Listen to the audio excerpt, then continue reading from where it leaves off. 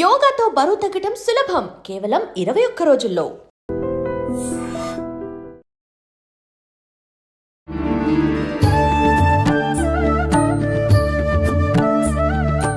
నమస్కారం, welcome to I dream. ధర్మ మార్గం విత్ విజిత కార్యక్రమానికి స్వాగతం. ప్రస్తుతం మనతో పాటు ఉన్నారు ఆధ్యాత్మిక గురువులు, ప్రణవ పీఠాధిపతులు, త్రిభాషా మహా సహస్ర అవధాని డాక్టర్ శ్రీ వద్దిపర్తి పద్మాకర్ గారు. ఇప్పుడు గురుగారితో మాట్లాడి మరిన్ని విషయాలు తెలుసుకుందాం. మనకున్న సందేహాలన్నింటినీ కూడా నివృత్తి చేసుకునే ప్రయత్నం చేద్దాం. నమస్కారం గురుగారు. గురుగారు, ఈ మధ్య కాలంలో ఎక్కువగా ఆడవాళ్ళు లలితా సహస్రనామ పారాయణం అనేది చేస్తూ ఉన్నారు. అంటే అది ఆలయంలో కూర్చొని చేసినా సరే, ఇళ్లలో అయినా సరే, ఒక నలుగురంతా ఒక దగ్గర కూర్చొని పారాయణం అనేది చేయడం ఎక్కువగా చూస్తూ ఉన్నాం. అయితే ముందు నుంచి లలితా సహస్రనామ పారాయణము ఇదంతా కూడా వైశిష్ట్యం ఉన్నప్పటికీ ఏదైనా ఒకరు మొదలు పెట్టారు అంటే దాని గురించి ఇంకెక్కువగా ఇప్పుడే కొత్తగా ఏదో ఉంది అనేటట్టుగా మాట్లాడుకుంటారు. అసలు ఏంటండి లలితా సహస్రనామ పారాయణం చేయవల్ల కలిగే ఫలితాలు ఏంటి?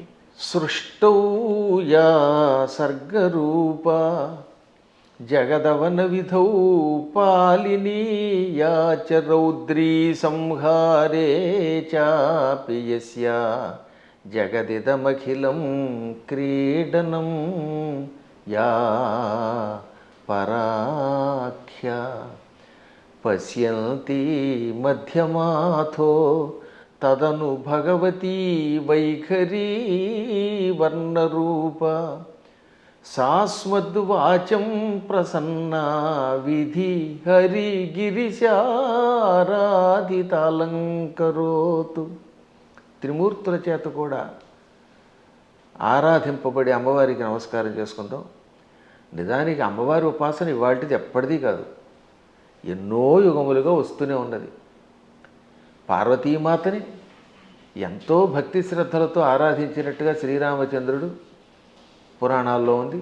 రామాయణంలో కూడా విశ్వామిత్రుడితోటి ప్రయాణం చేస్తున్న రామలక్ష్మణులు దారిలో కుమారస్వామి కథ, గంగావతరణ కథ, పార్వతీ పరమేశ్వరుల కథ ఇవన్నీ శ్రద్ధగా విన్నారా లేదా? అప్పుడు కూడా రామచంద్రుడు పార్వతీదేవిని ఎంతో భక్తితో మనస్సులో ఉపాసించిన వాడే. కాకపోతే ఈ కలియుగంలో ఉన్న మానవుల లక్ష్యం ఏంటంటే కొత్తగా ఒకళ్ళు పారాయణ చేస్తే అదే పారాయణ చేయటం వల్ల ఇదేదో కొత్తగా వచ్చింది అన్నట్టుగా దాన్ని ప్రచారం చేస్తున్నారు. కానీ దానికి ఈ సమస్తోప కార్యక్రమాలు కూడా, ఈ ఉపాసనా కార్యక్రమాలన్నీ కూడా ఎప్పుడూ యుగయుగాలుగా ఉన్నాయి. ఇప్పుడు నేను చదివిన శ్లోకం దేవీ భాగవతంలో ఆది మంత్ర శ్లోకం కాబట్టి దేవీ భాగవతం వేదవ్యాసుని చేత రచింపబడింది. దేవీ భాగవతం భాగవతం రెండూ కలిస్తేనే భాగవతం. అది పాండిత్యం ఉన్న వాళ్ళకి తెలుస్తుంది, సంస్కృతం మీద పట్టున్న వాళ్ళకి తెలుస్తుంది. ఇతరుల యొక్క వ్యాఖ్యానాలు చదువుకుని వాళ్ళ శ్లోకాల తాత్పర్యాలు తెలుసుకునే వాళ్ళకి మాత్రం తెలియదు అనుకోండి. అందులో ఈ లలితా సహస్రనామం యుగ యుగాల చరిత్ర కలిగినది. మహానుభావులు ఎంతోమంది ఉపాసించారు. అమ్మవారి గురించిన ఉపాసన మహాభారతంలో ఆదిపర్వంలో కనపడుతుంది, సభాపర్వంలో కనపడుతుంది, అరణ్యపర్వంలో కనపడుతుంది, ఇంకా విరాట పర్వంలో చెప్పేకర్లా. ఇప్పుడు ఈ లలితా సహస్రనామంలో ఉన్న నామములను గుదిగురిచి ఒక స్తోత్రంగా ధర్మరాజు చేశాడు. ధర్మరాజు విరాటరాజు గారి కొలువులోకి వెళ్లే ముందు ఒక ఆలయం ప్రాంగణం దగ్గర నిలబడి అమ్మవారిని 24 శ్లోకాల్లో స్తోత్రం చేశాడు. ఆ తర్వాత వీళ్ళంతా మారువేషాలు వేసుకుని విరాటరాజు గారు కొలువులోకి వెళ్ళారు. కానీ చిత్రం ఏంటంటే నిజానికి అమ్మవారిని స్తోత్రం చేసింది ఎవరు? ధర్మరాజు. ఎక్కడ? మహాభారతంలో విరాట పర్వంలో విరాటరాజు గారి కొలువు దగ్గరికి వెళ్లే ముందనమాట. అంటే ధర్మరాజు గారేమో కంకుభట్టి అనే పేరుతోటి, భీముడు వంటలవాడు వలలుడు వేషంలో, అర్జునుడు పేడి రూపంలో, బృహన్నల రూపంలో, నకుల సహదేవులు వరుసగా అశ్వనీ పాలకులు, అశ్వపాలకులను గోపాలకులుగా వెడుతున్నారు. ద్రౌపదీదేవి మానిని అనే పేరుతోటి వెడుతోంది, మాలినిగా, ఇది సైరంధ్రిగా. విరాట పర్వాన్ని నర్తనశాలగా సినిమా తీశారు. అందులో ఏం చేశారనమాట, ధర్మరాజు గారు అమ్మవారిని స్తోత్రం చేస్తే ద్రౌపది స్తోత్రం చేసినట్టుగా జననీ శివకామిని అని పాట పెట్టారు. నిజానికి జననీ శివకామిని అందంగా పీసుశీల్ గారు అద్భుతంగా పాడిన స్తోత్రం నిజానికి ఎవరు చేశారనమాట, అది ఆ స్తోత్రం ధర్మరాజు చేశాడు. కాబట్టి ధర్మరాజు కూడా అమ్మవారిని ఉపాసన చేశాడు. ఇక ఆ తరువాత మరికొద్ది సేపట్లో భగవద్గీత ప్రారంభం అవుతుందనగా అర్జునుడు అమ్మవారిని 14 శ్లోకాల్లో స్తోత్రం చేశాడు. నమస్తే సిద్ధశానాని ఆర్యే మందర వాసిని కుమారి కాళి కాపాలి కపిలే కృష్ణ పింగళే భద్రకాళి నమస్తుభ్యం మహాకాళి నమోస్తుతే చండి చండే నమస్తుభ్యం తారిణి వరవర్ణిని అంటూ 14 శ్లోకములతో అమ్మవారిని స్తోత్రం చేశాడు. ఆ స్తోత్రాల్లో ఉన్న నామాలన్నీ లలితా సహస్రనామంలోవే. వాటిని ఇంకొక రకంగా గుదిగుచ్చి ఈయన స్తోత్రం చేశాడు. కాబట్టి వీళ్ళు అమ్మవారిని ఉపాసించారు. కాబట్టి అమ్మవారిని ఉపాసించటం అర్జునుడు చేశాడు కృష్ణుడి సలహా మీద, ధర్మరాజు గారు చేశారు. ఇంకా ఆశ్చర్యం, మనందరం ఎంతో ప్రామాణికంగా భావించే భాగవతం ఉందా?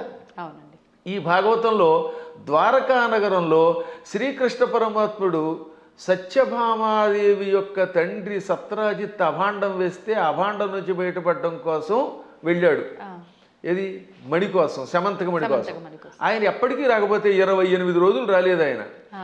ఆ లోపు అమ్మవారిని స్తోత్రం చేశారు, అమ్మవారిని పూజించారు. ఎవరు? ఆయన భార్య రుక్మిణీదేవి, పక్కనున్నటువంటి మహానుభావుడు దేవకి వసుదేవులు అందరూ కూడా అమ్మవారిని పూజించారు. అప్పుడు అమ్మవారు ఏమంటుంది? బాలామణితో మణితో హేలాగతి వచ్చు వనరు హేక్షణుడనుచు అని అమ్మవారు పలికింది.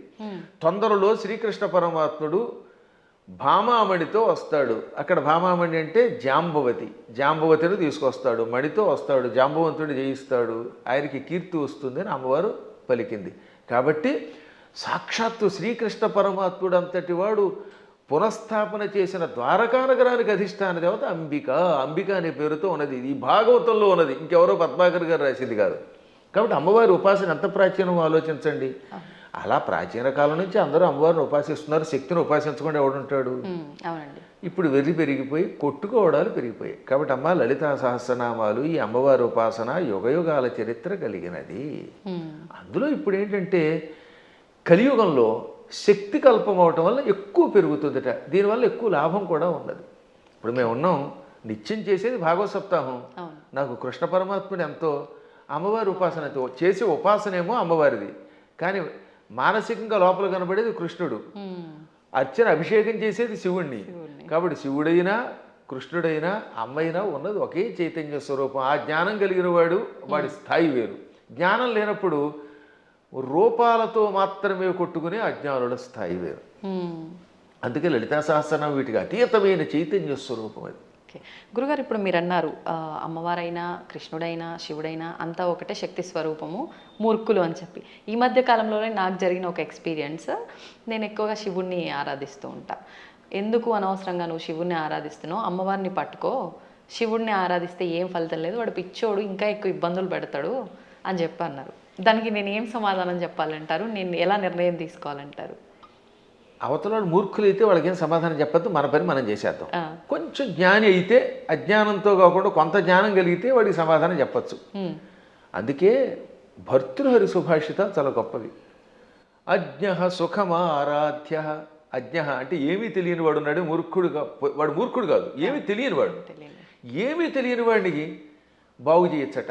అజ్ఞ అంటే ఏమీ తెలియని వాడు, సుఖం ఆరాధ్య బాగా చెప్పడానికి అర్హుడు. ఏమీ తెలియని వాడు కూర్చోబెట్టి చెప్పచ్చు. అంతే. సుఖతరం ఆరాధ్యతే విశేషజ్ఞ. బాగా చదువుకున్న పండితుడికి చెప్పచ్చు, ఏమీ తెలియని వాడికి చెప్పచ్చు, బాగా తెలిసిన వాడికి చెప్పచ్చు. జ్ఞానలవ దుర్విదగ్ధం బ్రహ్మాపి నరన్నరంజయతి. జ్ఞానలవ దుర్విదగ్ధుడు అంటే అర్థం ఏంటనమాట? తెలుసున్నది ఎంత, లవము అంటే కొంచెం, కొంచెం తెలుసు కానీ అన్నీ తెలుసు అని వాడికి అహంకారం. ఈ మధ్యన అలాంటి వాళ్ళు ఎక్కువైపోయారంట యూట్యూబ్లో. వాడికి ఏం తెలియదు, నాకు తెలుసు అని అహంకారం. అలాంటి మూర్ఖుణ్ణి బ్రహ్మాపి నరన్నరంజయతి. అటువంటి నరుణ్ణి బ్రహ్మ కూడా బాగు చేయలేట. వాడికి ఏం చెప్పలేడు, బ్రహ్మ వచ్చి చెప్పినా వెండవాడు. అందుకే కొంతమంది మూర్ఖులు చూసారా, నేను దేవుడు చెప్పినా చేయను, దేవుడు వచ్చి దిగొచ్చినా విన్న అంటాడు. వీడి మొహానికి దేవుడు దిగి వస్తాడా? ఏ దేవుడే కదా, దెయ్యం కూడా దిగిరాదు. అంచేత అటువంటి వాళ్ళకి మనం చెప్పక్కర్లేదు, మన పని మనం చేయాలి. కానీ ఒక గొప్ప అద్భుతమైన శ్లోకం ఆది శంకరాచార్యుల వారు మనలాంటి వాళ్ళ కోసమని దేవి అపరాధ క్షమాపణ స్తోత్రంలో రాశారు. ఆ స్తోత్రం పేరేంటి? దేవి అపరాధ క్షమార్పణ స్తోత్రం. అమ్మా నన్ను క్షమించు అని చిట్ట చివరి చెప్పే స్తోత్రం. అద్భుతమైన స్తోత్రం అది. కొంతమంది వాళ్ళు అది కూడా ఆయన రాయలేదని పిచ్చివాదం చేసేవాళ్ళు ఉంటారు, వాళ్ళని మనం పక్కన పెట్టేద్దాం. కానీ చితాభస్మాలేపో గరళమశనం దిక్పటధర జటాధారి కంఠే భుజగపతిహారీ పశుపతి కపాలీ భూతేశో భజతి జగదీశైక పదవీం భవాని త్వత్పాణిగ్రహణ పరిపాటీ ఫలమిదం. భవాని అంటే ఓ పార్వతి, నీ భర్త శివుడి దగ్గర ఏముందమ్మో గొప్పతనం. ఇది ఎంత గొప్పగా ఉంటుంది. ఈ స్తోత్రం చివరిదాకా వినాలి జాగ్రత్తగా. ఆయన చితాభస్మాలేప, ఎవడో శవాన్ని తీసుకెళ్ళి శ్మశానంలో కాల్చారు. ఆ కాల్చగా వచ్చిన బూడిని ఏమంటారు? చితాభస్మము. చితి మీద నుంచి వచ్చినటువంటి భస్మం. ఆ భస్మాన్ని ఆలేప, ఒంటికి పూసుకుంటున్నవాడు.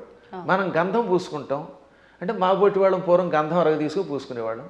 మీ బొట్టి వాళ్ళు ఈ మధ్యన పెర్ఫ్యూమ్స్ వచ్చాయి కదా, కిష్కం కిష్కం అనేది ఏదో కొట్టుకుంటాడు, మళ్ళీ అందులోంచి గాలి వస్తుంది, అందులోంచి వచ్చేది గాలేగా పొగేగా అని మళ్ళీ అడ్వర్టైజ్మెంట్లు. సరే ఏది ఏమైనా మొత్తం మీద సుగంధ ద్రవ్యాలు పూసుకుంటారు. ఆయన మాత్రం ఒంటికి ఏం చేస్తాడు? కాష్టంలో బూడిద పూసుకుంటాడు.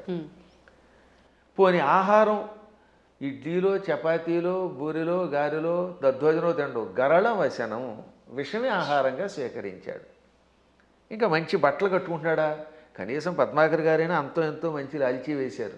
కానీ ఆయన దిక్కులే వస్త్రం. దిక్కు అంటే తూర్పు మొదలుకు అన్ని దిక్కులు.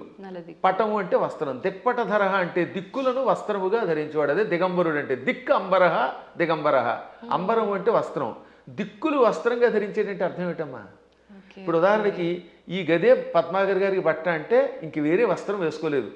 అది దిక్కులు వస్త్రంగా ధరించేటంటే ఏ బట్టలు లేకుండా ఉన్నాడు. అక్కడికి అది అయిపోయింది. ఇక తర్వాత ఏమంటున్నాడైనా జటాధారి, చక్కగా క్రాఫ్ దువ్వుకోడు, కర్లింగులు లేవు, కటింగులు లేవు, జడలు అట్ల కట్టేసి ఉంటాయి. ఆ అట్టలు కట్టిన జడల్ని ధరిస్తున్నాడు. మెడలో బంగారపు గొలుసు ఒక్కటి కూడా లేదు. భుజగపతిహారి, బుస్సుమని మీదకి వచ్చే కాటురాజు గారిని మెడలో వేసుకున్నాడు ఆయన. పావుని గొలుసుగా వేసుకున్నాడు. పశుపతి, ఇంకా ఆయన ఎవరికి అధిపతి? పశువులకు అధిపతి. చేతిలో చూస్తే ఏ కంచమో ఆకో పుచ్చుకుని వాళ్ళంతా బఫేని పెడుతున్నారుగా, ఆయన స్వామివారు ఏం చేస్తున్నారట? కపాలం ధరిస్తాడు. భిక్షాభాత్రగా చేతిలో పుర్రిని ధరించాడు, బ్రహ్మ కపాలాన్ని. భూతేశ, భూతాలకు అధిపతి. ఇవన్నీ అవలక్షణాలు పైకి కనపడ్డాం. కానీ ఇన్ని అవలక్షణాలున్నా జగదీశైక పదవీం భజతి అంటే సమస్త లోకాలకి ఈశ్వరుడు అవుతున్నాడు. జగదీశ్వరుడు అనగా సమస్త లోకాలకి అధిపతి, చక్రవర్తి. అన్ని లోకాలని పరిపాలించడానికి కావలసిన అర్హతలు వచ్చేసి ఆయనకి. లోకాలన్నిటినీ పరిపాలిస్తున్నాడు. కారణం ఏమిటో తెలుసా? భవాని త్వత్పాణిగ్రహణ పరిపాటి ఫలమిదం. నీ పాణిగ్రహణం చేశాడు, నీ చెయ్యి అందుకున్నాడు అంటే నిన్ను పెళ్లి చేసుకున్నాడు. అమ్మ ఆయనలో అన్ని అవలక్షణాలే, అయినా లోకాలను పరిపాలిస్తున్నాడు. కారణం నిన్ను పెళ్లి చేసుకోవడం. ఇదంతా నీ అనుగ్రహం. అంటే ఇందాక ఒక ఆవిడ చెప్పిందనోగా, ఏమని? అమ్మవారిని పూజిస్తే లాభం ఆయన దగ్గరే ఉంది అని. ఈ పై శ్లోకం యొక్క తాత్పర్యం ఇలా కనపడుతుంది. అంటే ఇందాక మీరు అన్నట్టు మిడిమిడిగా తెలుసుకొని మాట్లాడే మాట. ఇప్పుడు ఈ శ్లోకంలో ఉన్న అంతరార్థం తెలిస్తే మనకు ఆశ్చర్యం కలుగుతుంది. సామాన్యుడి భాషలో చెప్పాలంటే వాడికి పిచ్చెక్కుతుంది. ఇప్పుడు అమ్మవారిని పార్వతి అనలేదండి. పార్వతి అంటే పర్వతరాజు కూతురు, పుట్టింటి వారి పేరుతో పిలవాల. భవాని అన్నాడు ఆయన. భవాని అంటే అర్థం ఏంటి? భవస్య పత్ని భవాని అంటే శివుడి పెళ్ళామా. దాని అర్థం ఏంటి? మళ్ళీ అక్కడ ఏమంటాడంటే ఆవిడ్ని ఓ శివుడి పెళ్ళామా అన్నాడు. మనకి ఏమనిపిస్తుంది? ఆవిడ పొగిడినట్టేం లేదు. మళ్ళీ వచ్చేసరికి నువ్వు ఎన్ని గొప్ప లక్షణాలు ఉన్నా, నీ వల్ల ఆయనకు గొప్పతనం వచ్చినా నువ్వు శివుడి పెళ్ళానివే.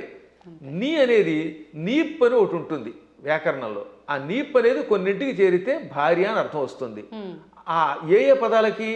భవ దానికి నీపు చేరితే భవాని, మృడ నీపు చేరితే మృడాని, రుద్ర నీప్పు చేరితే రుద్రాణి, శర్వ శర్వాణి.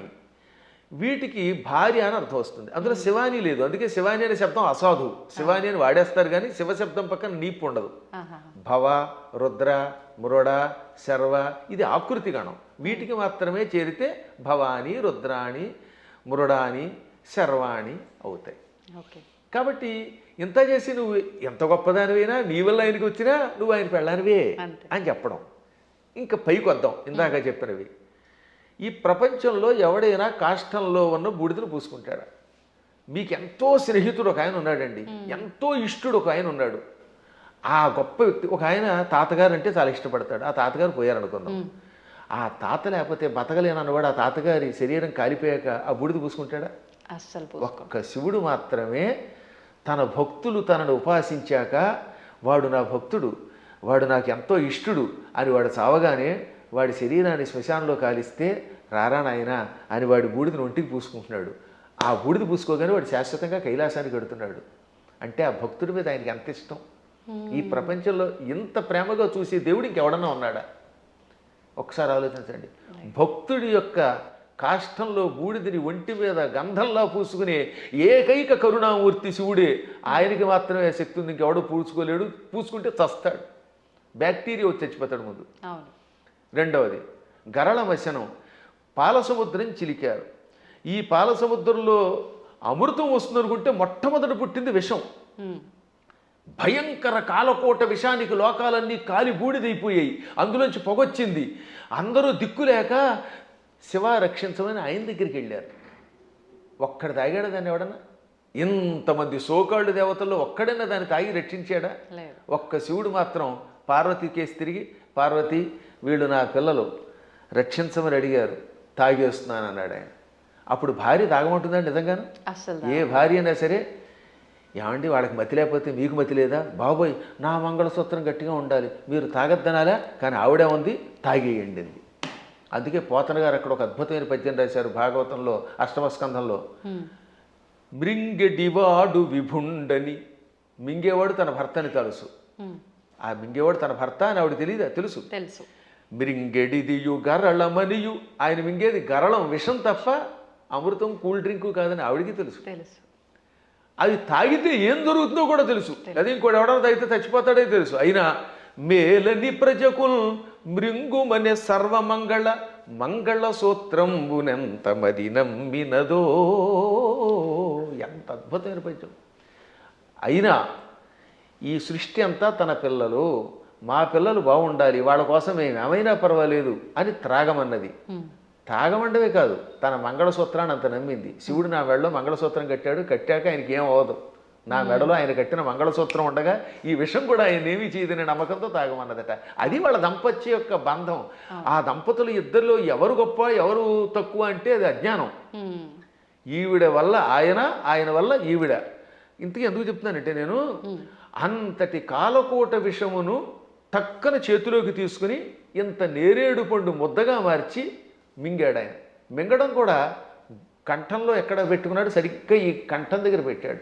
లోపల లోకాలు ఉన్నాయట, బయట లోకాలు ఉన్నాయి. విషం బయట ఉంటే బయట ఉన్న లోకాలని బూడిద చేస్తుంది. కడుపులోకి వెడితే కడుపులో ఉన్న లోకాలు బూడిదైపోతాయి. ఇక లోకములు లేని ఏకైక స్థానం ఆయన కంఠాన్ని మాత్రమే అట్టే పెట్టాడు. కంఠంలో లోకాలు లేవు, అందుకని గొంతుకులో పెట్టాడు. ఇక్కడుంటే ఎవరికీ ప్రమాదం లేదు కనుక. ఇప్పుడు మీకు ఒక కాఫీ ఇస్తాం, తాగండి. తాగి నాలుక మీద కానీ కడుపులోకి కానీ పంపకుండా గొంతుకులో అట్టే పెట్టగలరా? అస్సలు సాధ్యం. గుట్టక వేస్తే టక్కన కిందకి దిగిపోవాల్సిందే, లేదా అతి కష్టమే నోట్లో పెట్టాలి. అది కూడా ఎంతసేపు పెట్టగలం? బయటనే ఉమ్మాలి, అవునా? అటువంటిది అంత కాలకోట విషయాన్ని ఇక్కడ బంధించే శక్తి ఏ దేవతకు ఉంది? ఒక్క శివుడికి ఉన్నది. అందుకే తెల్లని శివుడి శరీరం కూడా, శివుడు కూడా నాలా అందంగా తెల్లగా ఉండేవాడు. ఈ విషం కంఠంలోకి వెళ్ళాక నీలంగా మారిపోయి శ్రీకంఠుడు గరళకంఠుడు అయ్యాడు. అది ఆయనకు ఒక ఆభరణం అయింది, కీర్తి తెచ్చిపెట్టింది. అందువల్ల గరళ వచనం అంటే అంతటి విషాన్ని ఆహారంగా స్వీకరించి గొంతుకులో పెట్టినవాడు ఆయన తప్ప ఎవడున్నాడమ్మా? ఇంకా ఆకాశాన్ని జుట్టుగా మార్చుకొని అట్లగట్టేలా జడలు పెట్టాడు. ఆకాశంలో ఉన్న మబ్బులు అవన్నీ ఆయనకి కేశములు అయిపోయాయి. వ్యోమకేశుడు ఆయన, అందువల్ల జటాధారి. మెడలో వాసుకి అని పిలువబడే ఒక భయంకర సర్పాన్ని ఎవడు పెట్టుకోగలుగుతాడు? ప్రపంచంలో పాముల్ని భరించే శక్తి ఇద్దరికి ఉంది. ఒక ఆయన పాము మీద పడుకున్నాడు, శ్రీ మహావిష్ణువు ఆదిశేషుడి మీద. ఇంకోటి ఎవడు ఆయన భరించలేడు. ఆ వాసుకినేమో మెడలో ఈయన గొలుసులో వేసుకున్నాడు. అలా విషసర్పమును కూడా ఆభరణంగా ధరించావు. పశుపతి అంటే మనందరం పశువులం. జీవులందరినీ ఏమంటారు? పశువులు. ఇంగ్లీష్లో కూడా man is a social animal అంటారు, గుర్తుపెట్టుకోండి. సంస్కృతంలో కూడా అంతే. పశువులు జంతువునాం నరజన్మ దుర్లభం. ఈ జంతువులలో మానవ జన్మే దుర్లభము. కాబట్టి ఏ లాంగ్వేజ్లో అయినా సరే పశు శబ్దమునకు ప్రాణులు అని అర్థం. ప్రాణులందరినీ పరిపాలించేవాడు ఆయన పశుపతి అంటే. ఇంకా కపాలి, బ్రహ్మ కపాలాన్ని చేత్తో పట్టుకుని బ్రహ్మ యొక్క అహంకారాన్ని నడిచి యావజ్జీవితం చేతిలో పెట్టుకుని అందులో భోజనం పెట్టేవాడు ఎవడు అంటే కపాలి. అంటే ఇన్ని సంపదలున్నా అష్టసిద్ధులున్నా పార్వతి భార్య అయినా భిక్షాపాత్రని చేత ధరించి ఎవడైనా చివరికి భిక్షుకుడే. ఈ ప్రపంచంలో నేను భిక్షుకుడే, నువ్వు భిక్షుకుడివే, ఒకళ్ళనొకళ్ళు యాచించుకోవాలి అని చెబుతున్న మహానుభావుడైన ఒక్కడే. ఓకే. ఇంకా భూతేశ, భూతములు అంటే మీరు అనుకున్నట్టుగా హైహాన్ మీదకి వచ్చే భూతాలు కాదు, పంచభూతాలు. ఈ పృథివ్యాపస్తేజో వాయురాకాశములు, భూమి, అగ్ని, జలము, వాయువు, ఆకాశం అనే పంచభూతములు, ఇక ప్రాణులు, వీళ్ళందరికీ అధిపతి. అందుకే ఆయన జగత్తుకి ఈశ్వరుడు అయ్యాడు. అందువల్ల నువ్వేం చేసావు? ఆయన గొప్పతనం గ్రహించి ఆయన కోసం తపస్సు చేసి ఆయనే భర్త అవ్వాలని దగ్గరికి వెళ్ళి పార్వతి అని పేరున్నదానివి భవాని అయిపోయావు, ఆయన భార్యవై. అందుకే ఇప్పటికి కూడా ఇంగ్లీష్ వాళ్ళు మన సంస్కృత సంప్రదాయాల్లో కొన్ని పాటిస్తున్నారు. ఉదాహరణకి పద్మాకర్ గారి భార్య ఉంది, ఆవిడ ఏమన్నా మిసెస్ పద్మాకర్ అంటారా లేదా? అంటారు. రంగవేణి గారిని పిలవకుండా అంటే భవానీలాగా. పార్వతి కాస్త ఆయన భార్య అయ్యాక మిసెస్ శివ అయ్యింది, ఆ మాట భవానీ అన్నాం అంతే టెక్నిక్గా. అంటే ఎంత గొప్ప శక్తి! శివుడి భార్యని అనిపించుకోవడానికి ఇష్టపడుతోంది కానీ నేను పార్వతిని ఫలానా వాళ్ళ పుట్టింటి వారి సంబంధమైందా అని అనిపించుకోవడానికి ఆవిడ ఇష్టపడటం లేదు. ఈ లక్షణాలు ఆయనలో గొప్పవి కాబట్టే ఆయనని నువ్వు వరించావు, నీ వల్ల ఆయన పార్వతీ వల్లభుడయ్యాడు. ఈ విధంగా ఇద్దరు గొప్పవారే. ఇంక చివరిగా దిక్పటధరహ అంటే దిక్కులే వస్త్రములంటే మొత్తం ప్రపంచం అంతా వ్యాపించినవాడు. అది వ్యాపిస్తే కదా బట్ట అయ్యేది.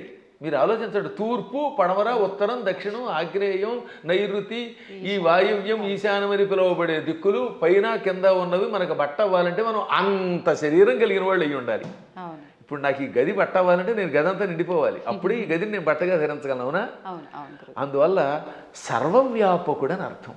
అటువంటి వాళ్ళ యొక్క గొప్పతనాన్ని గ్రహించలేక శివుడిని పూజిస్తే కష్టం వస్తాయి, పార్వతిని పూజించని, లేక పార్వతిని పూజించకు శివుడిని పూజించని, లేక ఈ ఇద్దరిని పూజించి విష్ణువుని పూజించగని, విష్ణువుని పూజించి వీళ్ళని పూజించకు అన్నాడంటే వాడు అజ్ఞాని, ఏ విధమైన ఉపాసనా బలం లేనివాడు.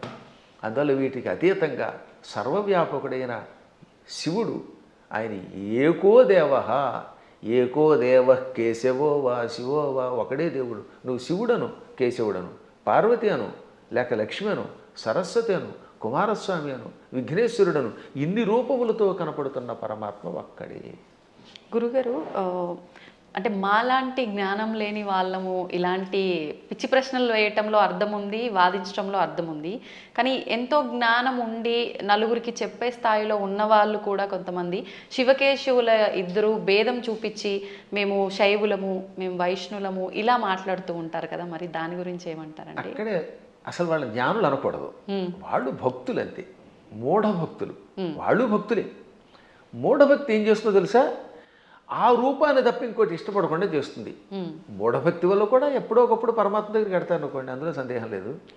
జ్ఞానభక్తి కలిగిన వాడు అలా ఎందుకంటాడు? జ్ఞానంతో ఉన్నవాడు వాడు ఏ రూపం చూస్తే ఆ రూపంలోనే ఇంకోటి చూస్తాడు. మహానుభావులైన ఋషుల్ని నేను చూశాను కదా, వశిష్ఠుడు ఉన్నాడు, రాముడిలో శివుని చూడగలిగాడు, శివుడిలో రాముడిని చూడగలిగాడు. కైలాసాల్లో వైకుంఠం చూడగలిగాడు, వైకుంఠంలో కైలాసాన్ని చూడగలిగాడు. అమ్మవారి దగ్గరికి వెళ్ళారు. దుర్వాసుడు అన్ని లోకాలకి వెళ్ళాడు. విశ్వామిత్రుడు అలా అన్నీ చూడగలిగాడు. వాళ్ళు జ్ఞానులు. ఇంకా మూఢభక్తులు అంటే ఏమిటనమాట? నేను ఆ రూపమును తప్ప ఇంక దేన్ని చూడండి అంటాడు ఆయన. ఆ ఆశ్చర్యం ఏమిటంటే తులసీదాసు గారు తన ఆత్మచరిత్ర రాసుకున్నాడు. ఆయన బృందావనం వచ్చాడు.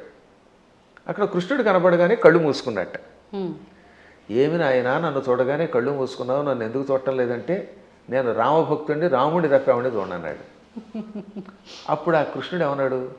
రాముడైనా కృష్ణుడైనా నేనే కదా, నువ్వు భాగవతం చదివిన వాడివి, నేను ఎన్నో అవతారాలు ఎత్తానని నీకు తెలుసు కదా అంటే అన్నీ నాకు అనవసరం, నువ్వే అన్ని రూపాలు, నువ్వే మత్స్య కూర్మాది సమస్త అవతారాలు ధరించావు, అయినా నేను రాముడి తప్ప చూడను, నాకు ఆ కోదండం పుచ్చుకుని ఏకపత్నిరతుడిగా ఉన్న రాముడే కావాలి, కృష్ణుడు వద్దన్నాడు.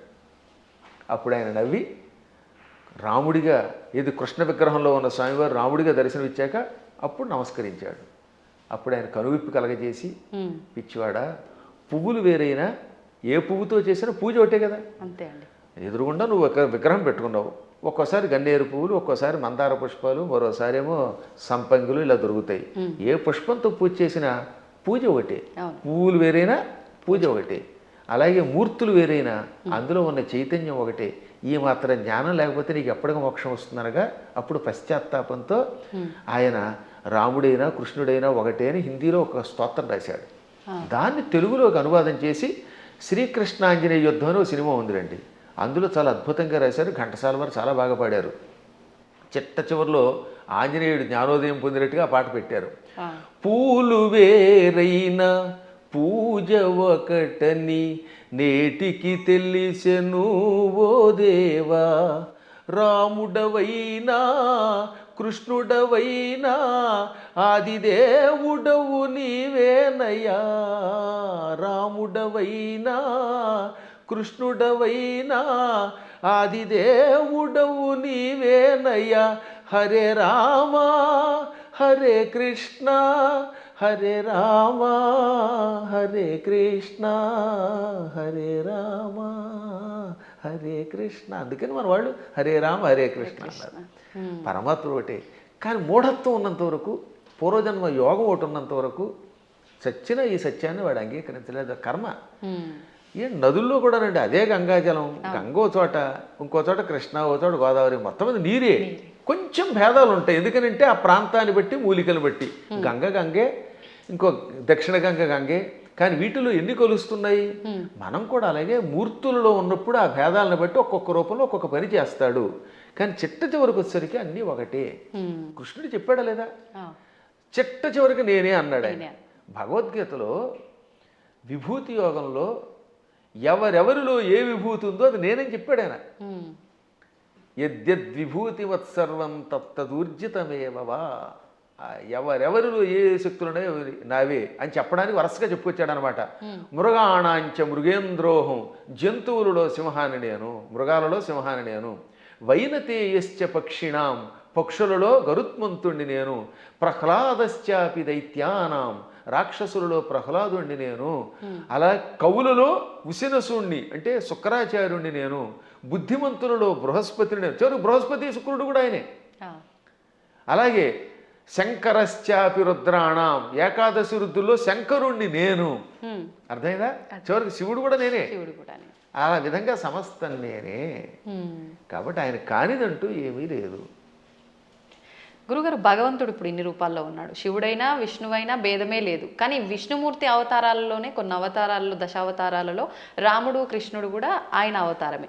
కానీ వాళ్ళు దేవుళ్ళు కాదు, మానవులు. వాళ్ళు దేవుళ్ళు అనకూడదు, ధర్మానికి ప్రతిరూపాలుగా మనం భావించాలి అని అంటూ ఉంటారు. దాన్ని ఎలా తీసుకోవచ్చు అంటారు? ఇది ఒక పెద్ద సమస్య అని చెప్పాను కదా. ఈ పెద్ద ఎవడికి వాడు మేధావి అయిపోవడం వల్ల వచ్చిన పని. భగవంతుడు శ్రీ మహావిష్ణువు 22 అవతారాలు ఎత్తాడు. ఎన్ని? 22. ఈ 22లో 21 అవతారాలు అంశ అవతారాలు అంటారు. ఒక్క అవతారం పరిపూర్ణ అవతారం. సనక సనందనాదులు, వృషభావతారము, కపిలావతారము, పరశురామావతారము, వేదవ్యాసావతారము, ఇవన్నీ అంశ అవతారాలు. వాటిలో ఈ మత్స్యావతారం, కూర్మావతారం, వరాహావతారం, నరసింహావతారం, రామావతారం, ఇది పరశురామావతారం, ఇవన్నీ కూడా. ఒక్క కృష్ణుడు మాత్రం సంపూర్ణ అవతారం. కాబట్టి అందరూ అనుకున్నట్టుగా 10 కాదు అవతారాలు. భాగవతంలో ప్రారంభంలోనే ఉంటుంది, ప్రథమ స్కంధంలో 22 అవతారాలు చెబుతూ అందులో 21 అవతారాల్ని ఏతే చాంస కళా పుంస ఏతే చ అంశ కళా పుంస కృష్ణస్తు భగవాన్ స్వయం. 21 అవతారాలు అంశావతారాలు, అంశ కళలు. ఒక్క కృష్ణుడు మాత్రం పరిపూర్ణ అవతారం. అందుకే కృష్ణస్తు భగవాన్ స్వయం. ఒక్క రామావతారంలో నేను మానవుణ్ణి అని ఆయన అనకపోతే రావణుడిని చంపలేడు. ఎందుకని ఈ మానవుడి చేతిలో వాడు చస్తాడు కనుక. అందుకని ఆయనకి తెలియదు లోపల ఆయన పరమాత్మని. ఆయనకి తెలియకపోతే ఇన్ని పనులు ఎలా చేసాడండి? ఎంతమందికి శాప విముక్తి కలగజేశాడు, ఎంతమందిని వైకుంఠానికి పంపించగలిగాడు. కానీ పైకి చెప్పకూడదు. అందువల్ల పరమాత్మ నటించాలి లోపల. అందుకని మర్యాద పురుషోత్తముడుగా ఆత్మానం మానుషం మన్యే రామం దశరథాత్మజం. దేవతలంతా చిట్ట చివర వచ్చి ఏది రావణవధ అయిపోయాక నువ్వు విష్ణువు అంటే మీరేదో విష్ణువు అంటున్నారు, అదిని పొగుడుతున్నారు, నాకు తెలియట్లేదు. నేను మాత్రమే అనుకుంటున్నాను, నన్ను నేను మానవుడు అనుకుంటున్నాను. ఆత్మానం అంటే నన్ను మానుషం మన్యే, మనిషిగా భావిస్తున్నాను. మన్యే అంటే భావిస్తున్నాను, అనుకుంటున్నాను. పైగా ఎవరట? రామం దశరథాత్మజం, దశరథుడు కొడుకేని రాముడు అనుకుంటున్నాను. మీరు ఎవరో అంటున్నారంటే అప్పుడు శివుడు వచ్చామన్నాడు. అక్కడ భలే చెప్తాడండి వాల్మీకి. షడర్థ నయన శ్రీమాన్ అన్నారు శివుణ్ణి. ఏమన్నారు? షడర్థ నయన. అసలు ఇటువంటి పదాలు వాల్మీకి తప్ప ఎవరు రాయలేరు, కవులు కాబట్టి బాగా రాస్తారు. నయన అంటే కళ్ళు కలిగినవాడు. షట్ అంటే అన్ని 6, అందులో అర్ధ అంటే అంత సగం. షడర్ధనైన అంటే 6లో సగం 3 కళ్ళు కలిగిన వట్ట త్రినేత్రుడ. ఎంత త్రినేత్రుడు అనడానికి ఎంత చమత్కారం చేయాలి, బలి పెడతాడు కదా. అదే కవుల యొక్క చమత్కారం. అందువల్ల కవుల చమత్కారం తెలియక రామాయణం అర్థం కాక ఏదో పిచ్చివాగుడు అవుతారు. కానీ షడర్ధనైన అండంలో అర్థం ఏంటో తెలుసా? 6ని 3గా చేశాడు, 6 శత్రువుల్ని 3గా చేశాడు. ఆ 3ంటిని సూర్యచంద్రులు అగ్నిగా మార్చి కళ్ళుగా పెట్టుకున్నాడు. వీటిల్లో సూర్యుడు స్వయం ప్రకాశకుడు, చంద్రుడు సూర్యుడు యొక్క కాంతి సేకరించి చల్లదనం ఇస్తాడు. ఈ 3 ఆయన దేన్నైనా భస్మం చేస్తాడు. అంటే కామక్రోధ లోభమోహ మదమాత్సర్యాలనే శత్రువుల్ని 3 ముద్దలు చేసి ఈ 3 ముద్దల్ని కూడా ప్రజలకి త్రిగుణముల రూపంలో ఇచ్చి త్రిగుణములతో కూడిన ప్రజల్ని త్రిగుణాతీతుల్ని చెయ్యగలిగే శ్రీమాన్ సంపదలు కలిగిన వాడు శివుడు.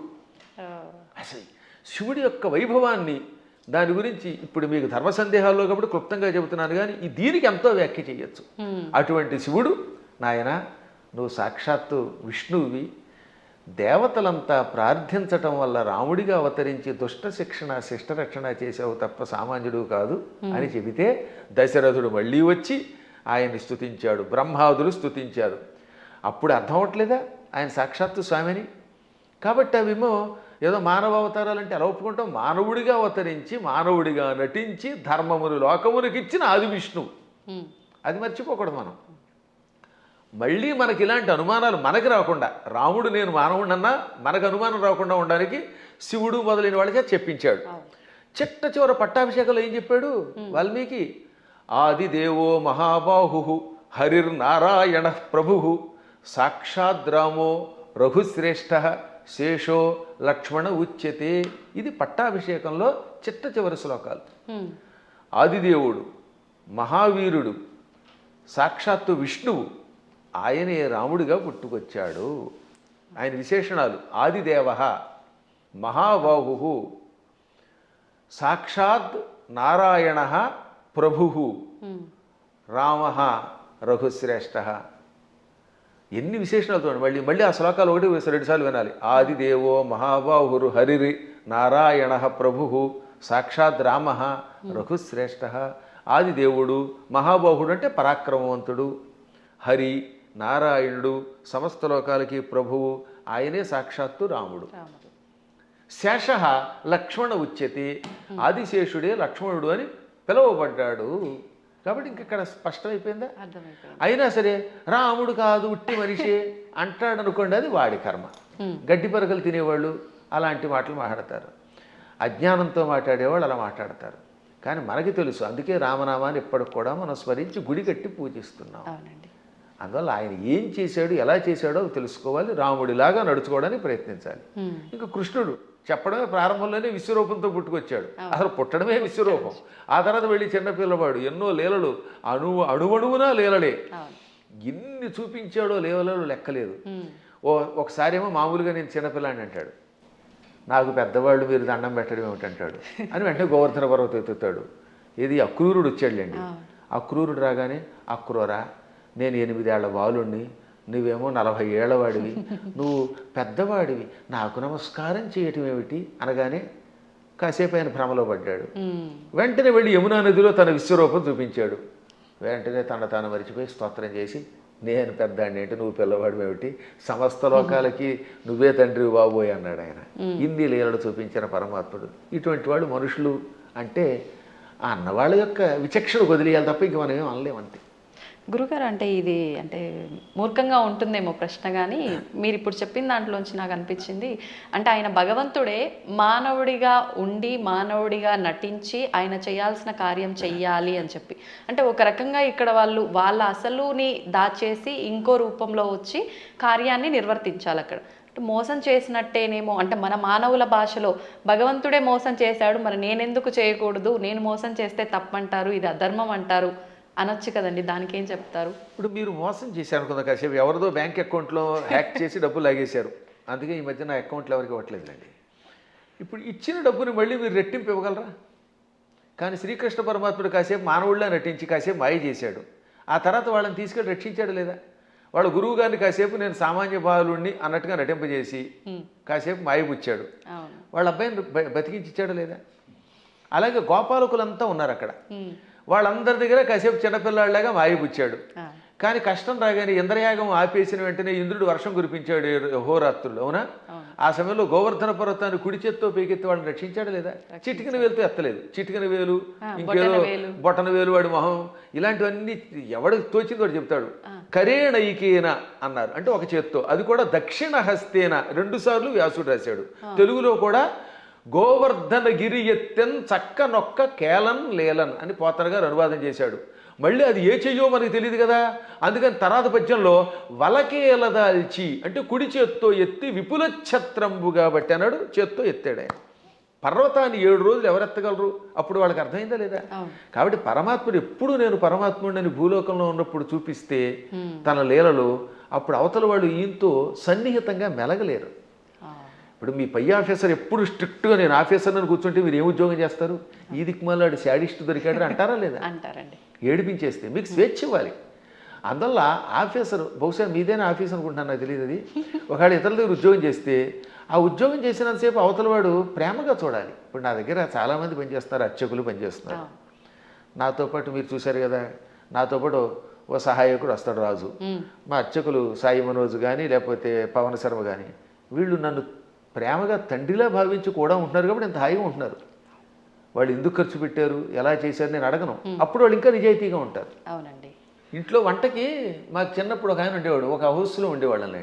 ఆయన కోటీశ్వరుడు, బంగారపు అధిపతి.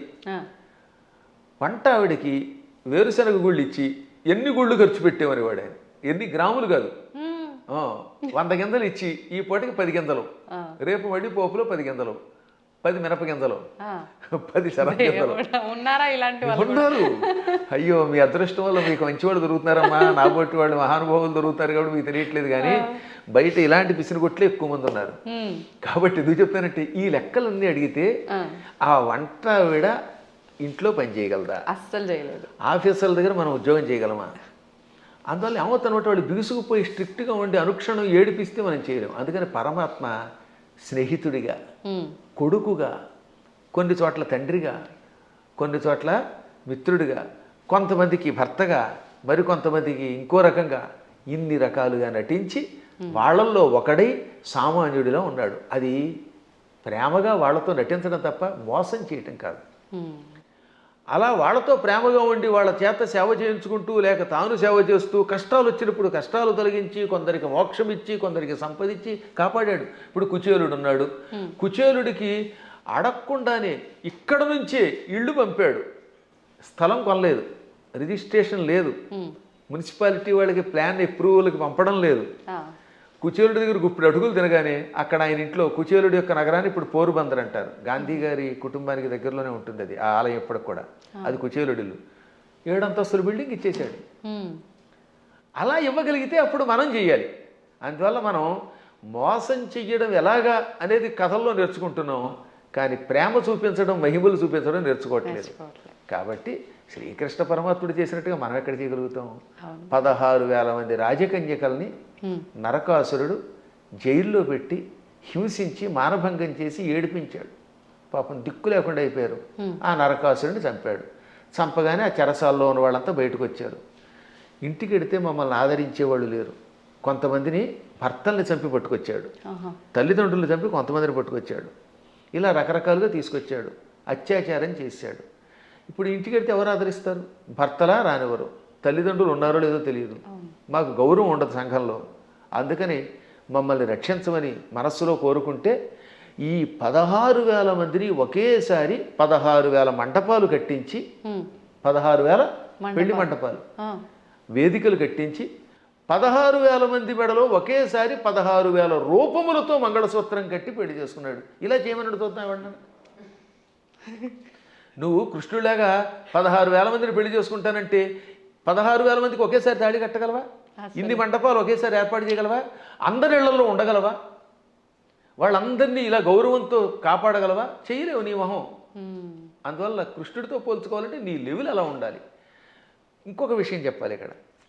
ఒక రోజున నారదుడు అంతటి వాడికి అనుమానం వచ్చింది. ఎందులో? భాగవతంలోనే. మళ్ళీ ఇంకో పురాణం కాదు, భాగవతంలోనే ఒక రోజున నారదునికి కృష్ణుడి మీద అనుమానం వచ్చింది. ఏది ఇంత నిత్యం నారాయణ అని ఆయనకు కూడా మాయ. ఇదే మాయ అంటే. ఇప్పుడు మీరు నా ఎదురుగుండా కూర్చున్నా మీరు అప్పుడప్పుడు నన్ను కూడా సామాన్యుడని ఎలా మాయలో పడిపోతూ ఉంటారో అలాగా కృష్ణ పరమాత్ముడి నామస్మరణం చేసే నారదుడు కూడా కృష్ణుడిని సామాన్యుడు కదా, ఇంతమంది భార్యలతో ఎలా వేగుతున్నాడు, 16,108 మందితో ఎలా వేగుతున్నాడు పరిశీలించాలనిపించింది. ఇది మాయ అంటారు దీన్ని.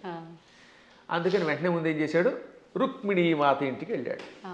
రుక్మిణీదేవి ఇంట్లో ఇద్దరు రుక్మిణీదేవి గదిలో ఒక మంచం మీద కూర్చొని సరదాగా పాచికలు ఆడుకుంటున్నారు, జోదం ఆడుకుంటున్నారు.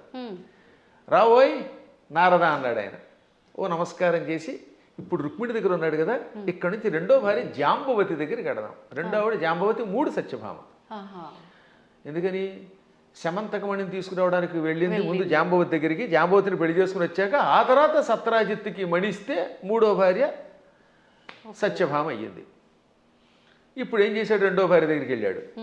అక్కడ కృష్ణుడు కనపడలేదు, జాంబవతి కనపడింది. అమ్మ జాంబవతి, ఈ కృష్ణుడు ఉన్నాడే ఆ రుక్మిణి దగ్గర అనేదో చెప్పబోతూ ఉంటే, ఏమిటి మహర్షి చెబుతున్నారు మావిడికి అని ఆవిడ పక్క నుంచి వచ్చేసాడు ఈయన. మా ఆయన ఇప్పటిదాకా నా పక్కనే ఉన్నాడు, నాకు జడేస్తున్నాడు, నువ్వేదో రుక్మిణి అంటున్నావు ఏమిటంది. అబ్బాయి లేదమ్మా, రుక్మిణి దగ్గరికి వెళ్లకుండా నీ దగ్గరికి వచ్చాడని చెప్పబోతున్నానని మాట మార్చి ఇక్కడి నుంచి సత్యభామ దగ్గరికి వెళ్ళాడు. అమ్మా సత్యభామ, నీకెన్ని కష్టాలు వచ్చాయి అనబోతూ ఉండగా, సత్యభామ ఏం కష్టాలు వచ్చాయి? మా ఆయన నాకు వంట చేసి పెడుతున్నాడు అండి. ఆ లోపల వంట చేసి పెడుతున్నాడు. ఇలా ఈయన రుక్మిణి, జాంబవతి, సత్యభామ, కాళింది, నాగ్నజితి, లక్షణ, సుదంత, భద్ర, ఈ 8 మంది పట్టమహిషులు, ఇంకా మిగిలిన 16,100 మంది. ఈ 8తో కలిసి 16,108. అందరి పేర్లు చెప్తాను, ఓ ఏడాది పడుతుంది మరి మీకు రాసుకోగలనండి వరసగా. వాళ్ళందరి పేర్లు నాకు తెలుసు, కంఠస్థం కూడా చేశాను. ఎవరికైనా ఓపిక ఉంటే ఓ ఎపిసోడ్ అంతా వాళ్ళ పేర్లు అలా చెప్పుకుంటూ వెళ్ళిపోతాను. ఒక్కొక్కళ్ళ పేర్లు 2 సుకేసిని, కేసిని, మంజస, సమంజస, పుంజస, ఇలా రకరకాల పేర్లు కొన్ని రిపీట్ అవుతూ ఉంటే కొద్ది తేడా ఉంటాయి. ఇంతమంది ఇళ్లల్లోనూ ఈ నారదుడు వెళ్ళడం, ఒక ఇంట్లో పాలు పితుకుతూ, ఓ చోట పాయసం చేస్తూ, ఓ చోట కాళ్ళు ఒత్తుతూ, ఓ చోట ఏమో ఇంకోటి చేస్తూ, ఓ చోట ఏమో ఇల్లు తుడుస్తూ, ఓ చోట సరదాగా ఆవిడతో పాచికలు ఆడుతూ, ఓ చోట ఏమో ఇంకో బంతి ఆడుతూ, అన్ని చోట్ల కనబడ్డాడు. పిచ్చెక్కిపోయింది నారదునికి. అంతే కదా మరి. ఇది భాగవతంలో నారదుడు కృష్ణుని పరీక్షించుట అనే ఘట్టంతో రాశారు భాగవతంలో. అప్పుడు ఆయనకి జ్ఞానోదయమై, నేను నిరంతర హరినామస్మరణం చేసిన వాడిని, నారాయణుడు సర్వాంతర్యామని తెలుసు. అసలు విష్ణు అనే శబ్దం మనకు అర్థం ఏంటి? వ్యాపకశీలత్వాత్ విష్ణు, అంతటా వ్యాపించి నిండి ఉన్నవాడు కనుక విష్ణు అని పేరు.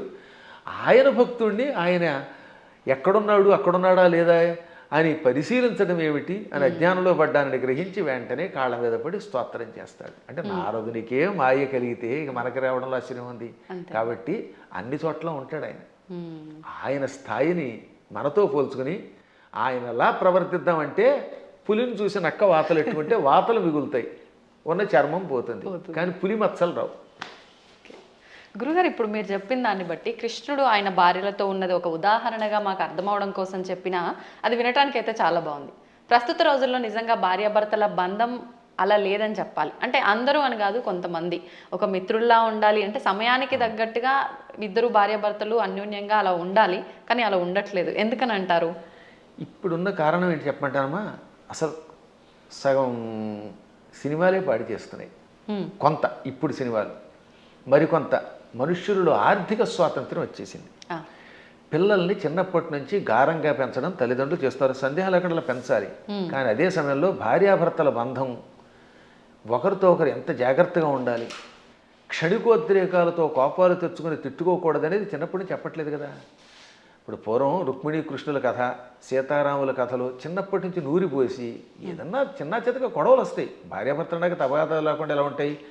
సతీదేవి కూడా శివుడి మాట వినకుండా వెళ్ళిపోయిందా లేదా? ఒక్కసారి సతీదేవి శివుడు వద్దంటున్నా వినిపించుకోకుండా పుట్టింటికి చూడడానికి యజ్ఞానికి వెళ్ళింది, శరీరం విడిచిపెట్టింది. భర్తకు దూరం అయితే చివరికి మిగిలేది అదే. డబ్బు సంపాదించవచ్చు, నువ్వు ఇంకేదైనా పలుకుబడుతూ ఉండొచ్చు, కానీ భార్యాభర్తలు ఇద్దరు ఐకమత్యంతో ఉండడం వల్ల వచ్చే ఆనందం వేరని కథలు చెప్పేవారు పూర్వం. మా చిన్నప్పుడు ఇలాంటి కథలే చెప్పేవారు.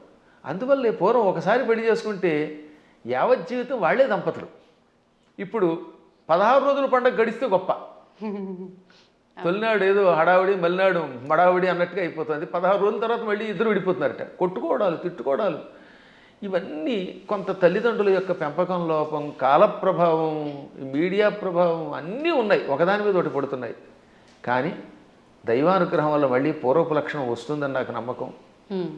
అందువల్ల నా ఉద్దేశంలో చిన్నప్పటి నుంచి పిల్లలకి చక్కని కథలు చెప్పాలి. వస్తాయి తగాదాలను అయినా, కానీ అయినా కలిసి ఉండండి. ఎప్పుడైనా భార్య కోపం వచ్చినప్పుడు భర్త తగ్గాలట, భర్త కోపం వచ్చినప్పుడు భార్య తగ్గాలి. ఈవిడేమో తోసుంటా అంది, ఈవిడ తోసుంటా అన్నాడు, ఇంకేముంది, రెచ్చిపోతే కొట్టుకుపోతారు. ఇంకా విడాక్ విడాక్ విడాక్ అయిపోయింది. దీనివల్ల ఏమిటి సాధిస్తున్నారు చివరికి?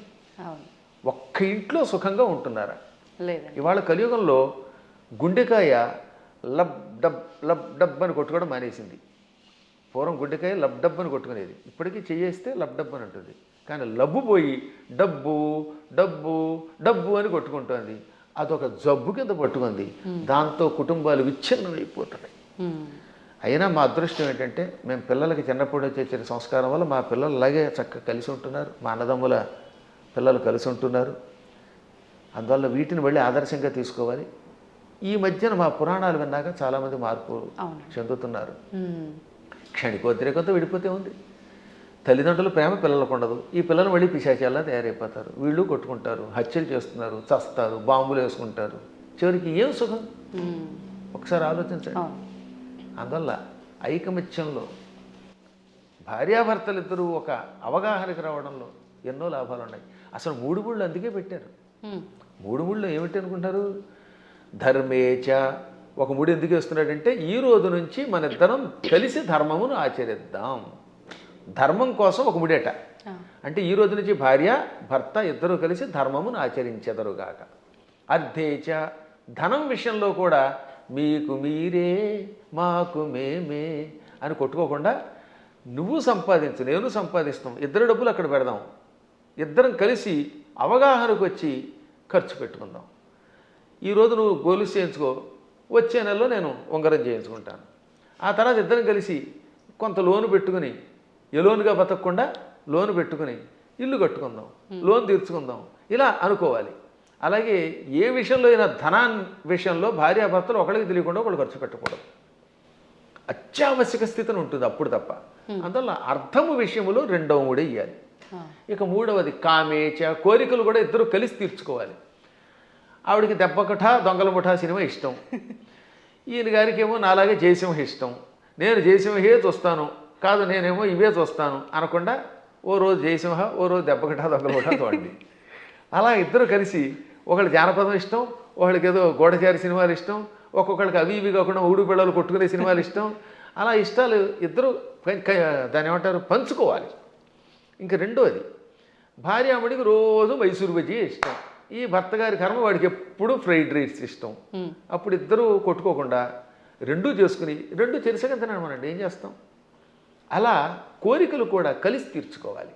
అందుకని ధర్మేచ అర్థేచ కామేచ నాతి చరామి అన్నాడు ఆయన. నాతి చరితవ్యం అని పురోహితులు వారు మంత్రం చెబుతారు. అతి చరితవ్యం అంటే దాటి వెళ్ళుట, చెప్పకుండా చేయుట. నా అతి చరితవ్యం అంటే దాటి వెళ్ళను. ధర్మ అర్థ కామములలో నీ మాటే వింటాను, నిన్ను దాటి వెళ్ళను అని మంత్రం పురోహితులు వారు చెప్పమరగానే, బ్రహ్మగారు చెప్పమరగానే ఈయన నాతిచరామి అంటాడు. నా అతిచరామి. అతిచరామి అంటే నిన్ను దాటి వెడతాను, నీకు చెప్పకుండా చేస్తాను. నా అతిచరామి కలిస్తే సవర్ణ దీర్ఘసంధి. నా అతి అది నైతత్పురుషం సమాసంలో, అది నాతి అవుతుంది. నాతిచరామి అంటే నిన్ను దాటి వెళ్ళను, నీకు చెప్పకుండా చేయనని ప్రతిజ్ఞ చేస్తున్నాడు మొగుడు. భర్త గారు భార్యామణికి 3 ముళ్ళు వేసి ఏమంటున్నాడు? ధర్మ అర్థకామములలో నిన్ను దాటి వెళ్ళను, నీకు చెప్పకుండా చేయనని ప్రతిజ్ఞ చేశాడు. ఆవిడ ఆనందపడిపోయి ఆహనా భర్త ఎంట అనుకుంటోంది. ఇంకా ఆ మాట మీద ఆయన నిలబడాలి, ఈవిడ నిలబడాలి. అప్పుడు ఎంత బాగుంటుందండి. పెద్దవాళ్ళు ఇంట్లో ఉండకుండా తరివేస్తే ఏమిటి లాభం? తల్లిదండ్రుల్ని పూజించడం, అత్తమామల్ని పూజించడం వల్ల పెద్దవాళ్ళు ఒక అండ. వాళ్ళు అలాగే ఉండాలి. మూర్ఖత్వంతో కోడల మీద పెత్తనం చేయకూడదు. ఈ రోజులో పెత్తనం ఎవడు ఒప్పుకుంటాడు? మీరు ₹1,00,00,000 జీతం ఇచ్చినా సరే ఒక్కరోజు ఏదన్నా అంటే వాళ్ళకి మండిపోతుంది. నేను చూశాను కదా, మన దగ్గర పనిచేసే అసిస్టెంట్లకి ఇచ్చినంతకాలమే ఆనందం. ఎప్పుడన్నా ఎరా ఈ పూట ఎందుకు అగరత్ వెలిగించలేదంటే నేను ఎందుకు వెలిగించాలని అంటాడు వాడు. ఎవరి మాట ఎవరు వింటలేదమ్మా. మేము చూస్తున్నా, నాకంటే మీకు బాగా తెలుస్తుంది. ఎందుకంటే మేము కొంచెం పురాణం రంగంలో ఉంటాం. మా దగ్గరకు వచ్చిన వాడు ఎక్కడికి పోడు. కానీ మీరు చూస్తారు ఛానల్స్ ఉన్నాయి అనుకుందాం. ఛానల్స్లో పైవాడు ఏదనంటే మర్నాడే ఉద్యోగం మానేడు ఇంకో ఛానల్. ఇది కాదు అది, అది కాదు ఇది. బోల్డ్ స్టూడియోలు, బోల్డ్ యూట్యూబ్లు, బోల్డ్ యూట్యూబ్లు ఎవడో వినవు. అలాంటి చోట కొంచెం జాగ్రత్తగా అవగాహనతో ఉండాలి. అప్పుడు కుటుంబాలు నిలబడతాయి, పిల్లలు బాగుపడతారు. మన పిల్లల కోసమైనా బాగుపడద్దా? గురుగారు, ఇప్పుడు మీరు ఇందాకే అన్నారు, నేను మళ్ళీ ఆ ప్రశ్నే అడుగుతున్నాను. అంటే పెంపకం కరెక్ట్గా లేదు అని అంటే, మిగతా మతాలలో కనుక తీసుకుంటే చిన్నప్పటి నుంచే వాళ్ళ గ్రంథాలని, ఆ గ్రంథంలో ఉన్న జ్ఞానాన్ని వాళ్ళకు చదువు తర్వాత చదువుకి ముందర ఒక గంట అదే ఒక క్లాస్ లాగా పెట్టి అలాంటివి చేపించే విధానం చూస్తున్నాం. మన దగ్గరకు వచ్చేసరికి ఈ మధ్య కాలంలో ఎక్కువగా ఇలాంటి పెద్దవాళ్ళు చెప్తుంటే వింటున్నారు. అది ఎంతవరకు వింటున్నారు, ఎవరు వింటున్నారు అంటే పెద్దవాళ్ళే వింటున్నారు. గంట అరగంట చెప్పడం కదా వాళ్ళు క్రూరత్వం నేర్పిస్తారు చిన్నప్పటి నుంచి. అది తప్ప ఇంకోటి లేదు. కొన్ని మతాలు ఉన్నాయి, వాడి మతం పొద్దు నుంచి సాయంత్రం దాకా నూరిపోయటం, తేడా వస్తే ఇతర మతస్థుల్ని చంపడానికి ప్రయత్నిస్తారు. అంత మూఢత్వంతో బోధించవలసిన అవసరం కలియుగంలో మనకు కూడా వచ్చింది. ఇప్పుడు మనం బోధించట్లేదు. పిల్లలు బొట్టు పెట్టుకోకపోతే ఒప్పుకుంటున్నాం మనం. పిల్లలు గొడ్డలిప్పు తిరుగుతామంటే తిరుగు అంటున్నాం మనం. స్వేచ్ఛ కాదనట్లేదు, ఎవరి బట్టలు వాళ్ళవే. కానీ కొంతైనా మనల్ని రక్షించుకునేలా చేసుకోవాలి. ఇప్పుడు ఎవరి స్వేచ్ఛను ఎవరు కాదంటారు? ఎవరి ఇష్టమైన బట్టలు వాళ్ళే కట్టుకుంటాం. నాకు కాషాయమే ఇష్టం, నేను ఒక రకమైన సన్యాసి జీవితం గడుపుతున్నాను, కుటీచక జీవితం అంటే అది నేను ఎలా చేస్తాను, మీరు అలా చేయండి కాదని అంటారు. కానీ కొంత జాగ్రత్త వహించాలి. అందుకని చిన్నప్పటి నుంచి పిల్లలు ఏం చేయాలంటే, మనం మన పిల్లల మీద ఎంత ప్రేమ ఉన్నా బొట్టు పెట్టుకోకపోతే, విభూతి పెట్టకపోతే, లేదా నీ సంప్రదాయంలో ఊర్ధ్వపుండ్రం పెట్టకపోతే ఆ పూట అన్నం పెట్టకు. కఠోరంగా ఉండాలి వాళ్ళలాగే, ఇతరులాగే. అలా అన్నం పెట్టే ముందు బొట్టు ఉంటేనే అన్నం పెట్టామనుకోండి, వాడు చిన్నప్పటి నుంచి బొట్టు పెడతారు. కానీ మనం అబ్బబ్బా సర్వమత సమానత్వం అంటే ఎక్కడ సర్వమత సమానత్వం? వాడు ప్యాంట్ లిపి కాల్చి చంపేశారు మొన్న పెహల్గాంలో. అంత క్రూరత్వంగా ఉంటున్నారు వాళ్ళు. కాబట్టి చిన్నప్పటి నుంచి మనం కూడా నేర్పవలసిందే. ప్రతిదినము భారత భాగవత కథలు, శివాజీ మహారాజు లాంటి వాళ్ళ కథలు చెప్పవలసిందే. ప్రతిదినము ఏదో ఒక స్తోత్రం ఎంతోసేపు చదవవలసిందే. అది చదివితేనే వాడు స్కూల్కి వెళ్ళాలి, అది చదివితేనే వాడికి అన్నం పెట్టాలి, అది చదివితేనే వాడికి ఏదైనా చేయాలి. అది చదవనంత వరకు వాడికి టీవీ కూడా పెట్టకూడదు. ఇలా మనం 10 ఏళ్ళు అలవాటు చేసామనుకోండి చిన్నప్పుడు, ఇంకా తర్వాత వాడు అలవాటు. మా చిన్నప్పుడు మా నాన్నగారు పురాణములు చెబుతూ ఉంటే, ఆయన మంచి కంఠంతో చక్కగా స్పష్టంగా చెబుతూ ఉంటే విని మేము ఇంకా అక్కడ దాని మీద ఆసక్తి పొందామా లేదా? అవునండి. అందువల్ల తల్లిదండ్రులు పిల్లలకి అది నేర్పాలి.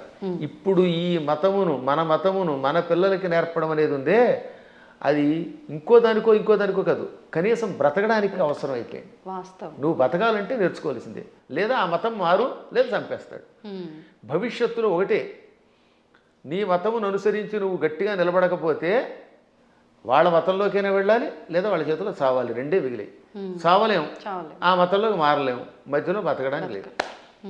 కాబట్టి హిందువులారా, ఎవరేమనుకున్నా సూటిగా స్పష్టంగా మీకు చెబుతున్నాను, హిందువుల ఐకమత్యంతో ఉండడం ఇప్పుడు వాళ్ళ బ్రతుకు కోసం అవసరం.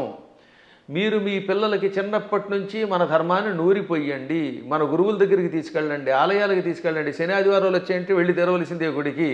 మీ పిల్లలకి బొట్టు పెట్టుకోకపోతే, రామ అనకపోతే, కృష్ణ అనకపోతే, శివ అనకపోతే అన్నం పెట్టకండి.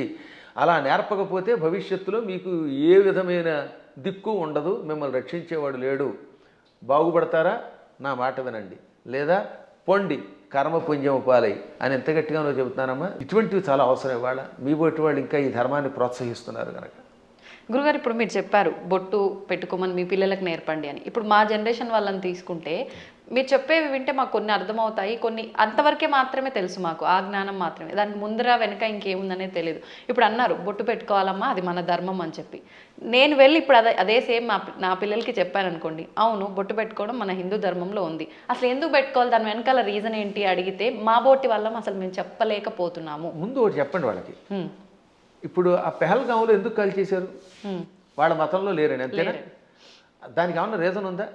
ఇప్పుడు నువ్వు బొట్టు పెట్టుకుంటూ ఇలా ఐకమత్యంతో 10 మంది కలిసి ఉండకపోతే రేపు పొద్దున్న నువ్వు మా వాడివి కాదని చంపేస్తారు. కాబట్టి ఒకటి ముందు మన ధర్మం బతకడానికి అవసరం చెప్పండి. రెండోది ఈ కనుబొమ్మల మధ్యలో బొట్టు పెట్టుకుంటే ఒకటి అందం. ఇప్పుడు మీరు ఆ కాస్త బొట్టు తీసేసి ఉంటే మీ మొహం చూడలేం, అదో రకంగా కనపడతారు, పిశాచపు మొహంలో ఉంటుంది. బొట్టు పెట్టుకుంటే సౌందర్యం.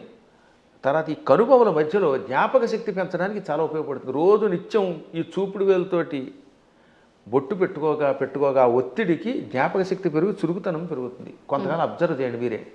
ఇప్పుడంటే కెమికల్స్ వచ్చాయి, స్టిక్కర్స్ వచ్చాయి, కానీ పూర్వం కుంకుమ అంటే కుంకుమ పెట్టుకుంటే దానివల్ల ఆడవాళ్ళలో ఒక రకమైన జ్ఞాపక శక్తి. ఇంట్లో ఏ మూల ఏ వస్తువు పెట్టినామో వాళ్ళకి గుర్తున్నట్టుగా ఎవరికి ఉండదు. పోపుల డబ్బాలో ఫలానా దాంట్లో కందిపప్పు ఉంది, దాంట్లో పెసరపప్పు ఉంది, ఆవాలు ఉన్నాయని ఎలా గుర్తుపెట్టుకున్నారమ్మా వాళ్ళు అవధానులు. మేము పద్యాలు గుర్తుపెట్టుకున్నట్టుగా అది బొట్టు వల్లే వస్తుంది. జుట్టు చక్కగా కొబ్బరి నూనె రాసుకుని దువ్వుకుంటూ ఉంటే జుట్టు ఊడిపోకుండా ఉంటుంది. ఇప్పుడు కొబ్బరి నూనె ఎందుకు రాసుకోవాలంటున్నారు? అందుకని కొబ్బరి లేదు, రబ్బరి లేదు, శుభ్రంగా నున్నగా అయిపోతుంది. దానికోసం బోడు ఖర్చు పెడుతున్నారు. అవునా? కాబట్టి పేలు పట్టకుండా ఆరోగ్యంగా ఉండదు, తలనొప్పి తగ్గుతుంది. ఇప్పుడు మీకు తలనొప్పులు ఎక్కువ ఎందుకు వస్తున్నాయంటే కేవలం నూనె రాసుకోకపోవటం, వారానికి ఒకసారి కుంకుడుకాయలతో తలంటుకుపోవడం వల్ల హెడ్ఏకులు వచ్చి దానికోసం మందులు వాడి, ఈ మందుల వల్ల ఇంకో రోగం వచ్చి మోకాలు నొప్పి వచ్చి మోచేయి నొప్పి వచ్చి గట్టిగా నడవలేరు, కూర్చోలేరు. అందుకని లిఫ్ట్లు పెట్టవలసి వస్తుంది. మేము పైకి కిందకి 4 అంతస్తులు రోజుకి 8 సార్లు ఎక్కుతాను, దిగుతున్నాను. నేను ఇంతవరకు లిఫ్ట్ ఎక్కలేదు తెలుసా? ఇప్పుడు మీరు పైకి వచ్చిన ఈ భవనంలో నేను ఇంతవరకు లిఫ్ట్ ఎక్కలేదు ఒక్కనాడు కూడా. నేను ఒకడికి లిఫ్ట్ ఇవ్వాలి కానీ నాకు ఒకటి లిఫ్ట్ ఇవ్వడం ఏమిటి యంత్రం? అందువల్ల నేను నడిచి వస్తున్నాను. అది కారణం ఏంటంటే తలంటుకోవటం, కొబ్బరి నూనె రాసుకోవటం, ఒంటికి అప్పుడప్పుడు తైలమర్దనం చేసుకుని శుభ్రంగా అభ్యంగన స్నానం చేయటం, బొట్టు పెట్టుకోవడం, ఈ సంప్రదాయాలు ఆరోగ్యాన్ని ఇస్తాయి. మన సంప్రదాయాలన్నీ ఆరోగ్య సూత్రాలే. మన తలలో ఉన్నటువంటి బ్యాక్టీరియాని చంపి ఆ చేదు, కుంకుడు చేదు బట్టతలు రాకుండా కాపాడుతుంది. రెగ్యులర్గా కుంకుడుకాయతో వారానికి 2 సార్లు 1 సారి స్నానం చేయండి, జుట్టు వస్తుంది. షాంపూలు పెట్టండి, వెంటనే ముందు తెల్లని రంగు క్యాంప్ వేస్తుంది షాంపూ వల్ల, అందుకే తెల్లబడిపోతాయి. ఆ తర్వాత ఈ తెలుపు బాగు చేయడానికి మళ్ళీ రంగు వేయాలి. ఆ రంగు వేసేసరికి మొత్తం జుట్టు ఊడిపోయి చుట్టూతో 4 వెంట్రుకలు దానికి రంగు వేయటం, లేదా మళ్ళీ విగ్గులు పెట్టుకోవడం, ఎన్ని గొడవలు వస్తున్నాయి. కాబట్టి మన సంప్రదాయంలో అన్ని ఆరోగ్యానికి పనికొచ్చేవి. అయినా కొన్ని విషయాల్లో ఇంకెందుకని అడగకూడదండి. నేను ఎందుకు పుట్టానంటే ఏం చెబుతావు? మనం పుట్టామా లేదా? ఆ పుట్టడానికి మన కారణం మన చేతిలో లేదు. అది మన కర్మ ఏది ఉందో మనకు తెలియదు. కాబట్టి నువ్వు ఎందుకు పుట్టావు, నువ్వు ఎందుకు అన్నం తింటావు? అన్నం తిన్నంతకాలం, నువ్వు పుట్టినంతకాలం, నువ్వు ఆ పరిగెడుతున్నంతకాలం నువ్వు ఒట్టెట్టుకోవాల్సిందే. కొన్నింటికి ఇంక లేదని లాగి ఒట్టించుకోవటమే. దెబ్బ కనపడుతుందా? దేవుడు ఎక్కడున్నాడో చూపించమని అడిగట్టు వెనకడికి. లింగ పురాణంలో ఒక నాస్తికుడు వచ్చి దేవుడు లేడు, ఉంటే చూపించన్నట్ట. వెంటనే గురువుగారు లాగ్ గోపే తోడు కొట్టాడు. బాబోయ్ అన్నాడు. ఏం బాబోయ్ ఎందుకు అన్నావు అంటే బాధ అన్నాడు. ఏది బాధ చూపించన్నాడు. లాగ్ గోపే కొడితే బాధ కలిగింది అన్నాడు. బాధ ఏది చూపించంటే బాధ ఎలా చూపిస్తామండి, లోపల ఉంటుందన్నట్ట. అలాగే దేవుడు కూడా అంతటా ఉన్నాడురా. ఈ బాధలో, ఆనందంలో, వెలుతురులో, జలంలో ఉన్నది ఆ చైతన్యమే. అది లేకుండా పుట్టావు, లేకపోతే ఎముకల పోగు. ఆ ఎముకల పోగు మీద మళ్ళీ రకరకాల నరాలు, ఆ నరాలను అంటి పెట్టుకుని చీము, నెత్తురు, మాంసం, కండరాలు, మోకాళ్ళల్లో గుజ్జు, మా చేతుల్లో గుజ్జు, కళ్ళల్లో, గుడ్లల్లో చూపు, ఇవన్నీ పెట్టి పైన చర్మం పెట్టి ఓ సౌందర్యం ఇచ్చాడు ఈ శరీరానికి. ఒక్కసారి ఆశ్చర్యంగా ఉంటుంది మనకి.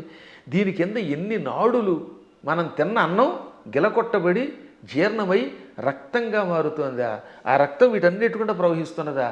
అసలు ఎంత అద్భుతమైన యంత్రం. ఈ యంత్రాన్ని ఇంకెవడన్నా రీప్లేస్ చేయగలడా? మోకాళ్ళ చెప్పులు మారిస్తే ఒరిజినాలిటీ ఎక్కడ ఉంటుంది? వంగలేవు, కూర్చోలేవు నువ్వు. ఈ ముక్కు మారిస్తే దీంట్లో ఉన్న ఉండవు. ఇటువంటి శరీరం ఒక్కసారి స్తంభించిపోతే ఎందుకు పనికి రాకుండా అయిపోతే అది ఎందుకు పనికి రాకుండా కుళ్ళిపోతుంది. మళ్ళీ దీన్ని కుళ్ళిపోయి పాడైపోవడానికి వీలుగా లోపల బ్యాక్టీరియా పెట్టాడు. పురుగులు వచ్చి తగలబెట్టకపోతే, కాల్చకపోతే, ఈ శరీరం కొంతకాలం అలా మూలండిపోతే లోపల కొత్త పురుగులు పుట్టి దీన్ని తినేసి మళ్ళీ అవి నాశనం అయిపోతాయి. శుద్ధి చేసి వెళ్ళిపోతున్నది. అటువంటి ఈ అస్థిపంజరాన్ని దీని మీద ఇన్ని రకాలైన విశేషాలని పెట్టి సృష్టి కొంతకాలం నడిపిస్తూ మళ్ళీ వీడు వెళ్ళిపోయాక ఎక్కడికి వెళ్ళాడో తెలియకుండా చేసే అపూర్వమైన ఆ అద్భుత దివ్యశక్తే పరమాత్మ అంటే. కాబట్టి వాడు అంతటా ఉన్నాడు. పిల్లలకి పిడివాదం కాకుండా చిన్నప్పటి నుంచి కనుక నేర్పితే 8 ఏళ్ళు వచ్చాక మనం నేర్పలేము. బై బర్త్ చిన్నప్పటి నుంచి బొట్టు, బొట్టు, కట్టు, వాడికి స్తోత్రాలు నేర్పాలి. ఇప్పుడు నేను ఉదాహరణ చూస్తాను. మా మనవడు ఉన్నాడు, మా మనవరాలు ఉండేది. వాళ్ళు రామ అనకుండా అన్నం తినరు. వాళ్ళ అమ్మ నాన్న అలా పెంచుతున్నారు. శివాజీ మహారాజుకి జై అంటాడు మా మనవడు వచ్చి కత్తి తీసి. ఆ శివాజీ కథలు నేర్పారు. ఆ రకంగా చిన్నప్పటి నుంచి నేర్పితే ఖచ్చితంగా ఈ మార్గంలో వస్తారు. నేర్పినారని దరిద్రులు కొంతమంది ఉంటారు, కొంతమంది క్రూరులు. ఆ కమ్యూనిస్టులు మనమేం బాగు చేయలేము. వాళ్ళు నికృష్టులు, వాళ్ళ పక్కన వదిలేద్దాం, అది వాళ్ళ కర్మ. కానీ ముందు మన ప్రయత్నం మనం చేయాలి.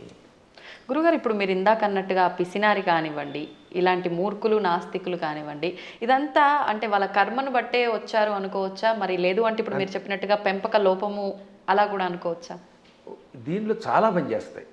పెంపకంలో కొంత లోపం, వాళ్ళ పూర్వకర్మలు కొన్ని, చుట్టుపక్కల వాతావరణం కొన్ని, పరిస్థితులు కొన్ని, ఇవన్నీ కర్మల యొక్క ఫలితాలు.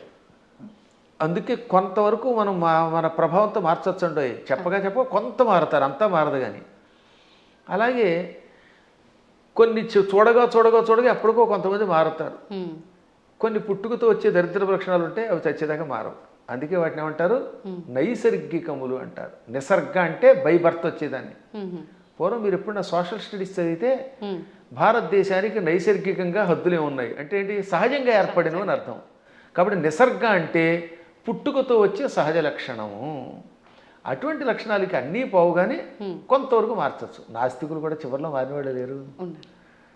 కొంతమంది పేరు కమ్యూనిస్టులు, మా ఆవిడ రమ్మందండి అని మళ్ళీ ఏడుకొండల దగ్గరికి వెళ్ళడం.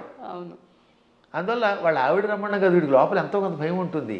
దొంగ కనపడ్డావు, అది సంఘంలో ఒకసారి అందులోకి వెళ్ళాక ఆ ముద్ర ఎంచుకుని దానికోసం అలా ఏడుస్తారు. కానీ లోపల వాళ్ళకి పీకుతుందమ్మా. ఇంతెందుకు, నేను ఎరిగి నాతో క్లాస్మేట్ ఉండేవాడు, పక్కా కమ్యూనిస్ట్ అనేవాడు. ఓ రోజు గుండు కొట్టించుకొచ్చాడు. ఏమిటంటే తిరుపతి వెళ్ళాట. ఎందుకంటే ప్రపంచ నాస్తిక సభలు దిగ్విజయం అయితే గుండు కొట్టించుకుంటానన్నట్టు. అది వ్యవహారం. కాబట్టి ఇలాంటి వాళ్ళు కూడా ఉంటారు. అది పూర్వం ఒక సామెత ఉండేది, round at stage, flat at home అని. అంటే భూమి గుండ్రంగా ఉందనేమో వేదిక వచ్చి చెప్తాట, ఇంట్లోకి వచ్చాక లేదు బల్లపరుపుగా ఉందంట. అంటే ఇంట్లో ఒకటి బయట ఒకటి అనమాట. బయట 4తోటేమో round at stage, flat at home అని మా చిన్నప్పుడు సామెత ఉండేది. ఇది వేదికల మీద పూర్వం ఇంగ్లీష్లో మాట్లాడేవారు కదా, వాళ్ళు ఇలా మాట్లాడేవారు అనమాట. అప్పట్లో ఇంగ్లీష్ వాళ్ళ టైంలో అంతా ఇంగ్లీషే ఉపన్యాసం. ఆ ఉపన్యాసాల్లో చిలకవర్తి లక్ష్మీ నరసింహం గారి దగ్గరికి ఒక ఆయన వచ్చాడు. ఆయన పేరు బిపిన్ చంద్రపాల్. బిపిన్ చంద్రపాల్ ఉపన్యాసంలో మాట ఇప్పుడే చెప్పింది. ఆయన ఇంగ్లీష్లో అనర్గళంగా మాట్లాడుతూ, హిందువులు అలా చేస్తున్నారు, బయటకు వచ్చినప్పుడు ఒక రకంగా, ఇంట్లో ఉన్నప్పుడు ఒక రకంగా ఏడుస్తారు, అలా ఉండకండి, ఇంట్లోనూ బయట హిందువుల్లో ఉండండి అని చెప్పడానికి ఆయన మంచి మాట చెప్పాడు ఆయన. కాబట్టి మనం ఏది నమ్మేమో అది చెయ్యాలి చివరిదాకా. అజ్ఞానంతో కూడినవి చేయకుండా ఉండాలి. సరే, ఏది ఏమైనప్పటికీ ముందు పిల్లల్ని మన మార్గంలో మనం పెంచుతామమ్మా. విన్నారా బాగుపడతారు, వినకపోతే మనం ఏం చేయగలుగుతాం? గుర్రాన్ని తీసుకెళ్ళగలం, మంచినీళ్ళు తాగించలేం కదా. అందువల్ల అలా చేయడానికి ప్రయత్నిద్దాం. మళ్ళీ భగవంతుడు అనుగ్రహించినప్పుడు ఇంకోసారి కలుసుకుందాం. గురుగారు, ఒక చిన్న సందేహం. క్రిందటిసారి మనం చేసిన వీడియోలో విశుక్ర ప్రాణహరణ వారాహి వీర్యనందిత అని చెప్పి మీరు శ్లోకం చెప్పడం జరిగింది లలితా సహస్రనామాల్లోంచి. అది చాలామంది విషంగ ప్రాణహరణ అని చెప్పి కామెంట్లలో కూడా పెట్టడం జరిగింది. అసలు ఏంటండి వాస్తవం ఏంటి? ఇక్కడ 2 రకాలు.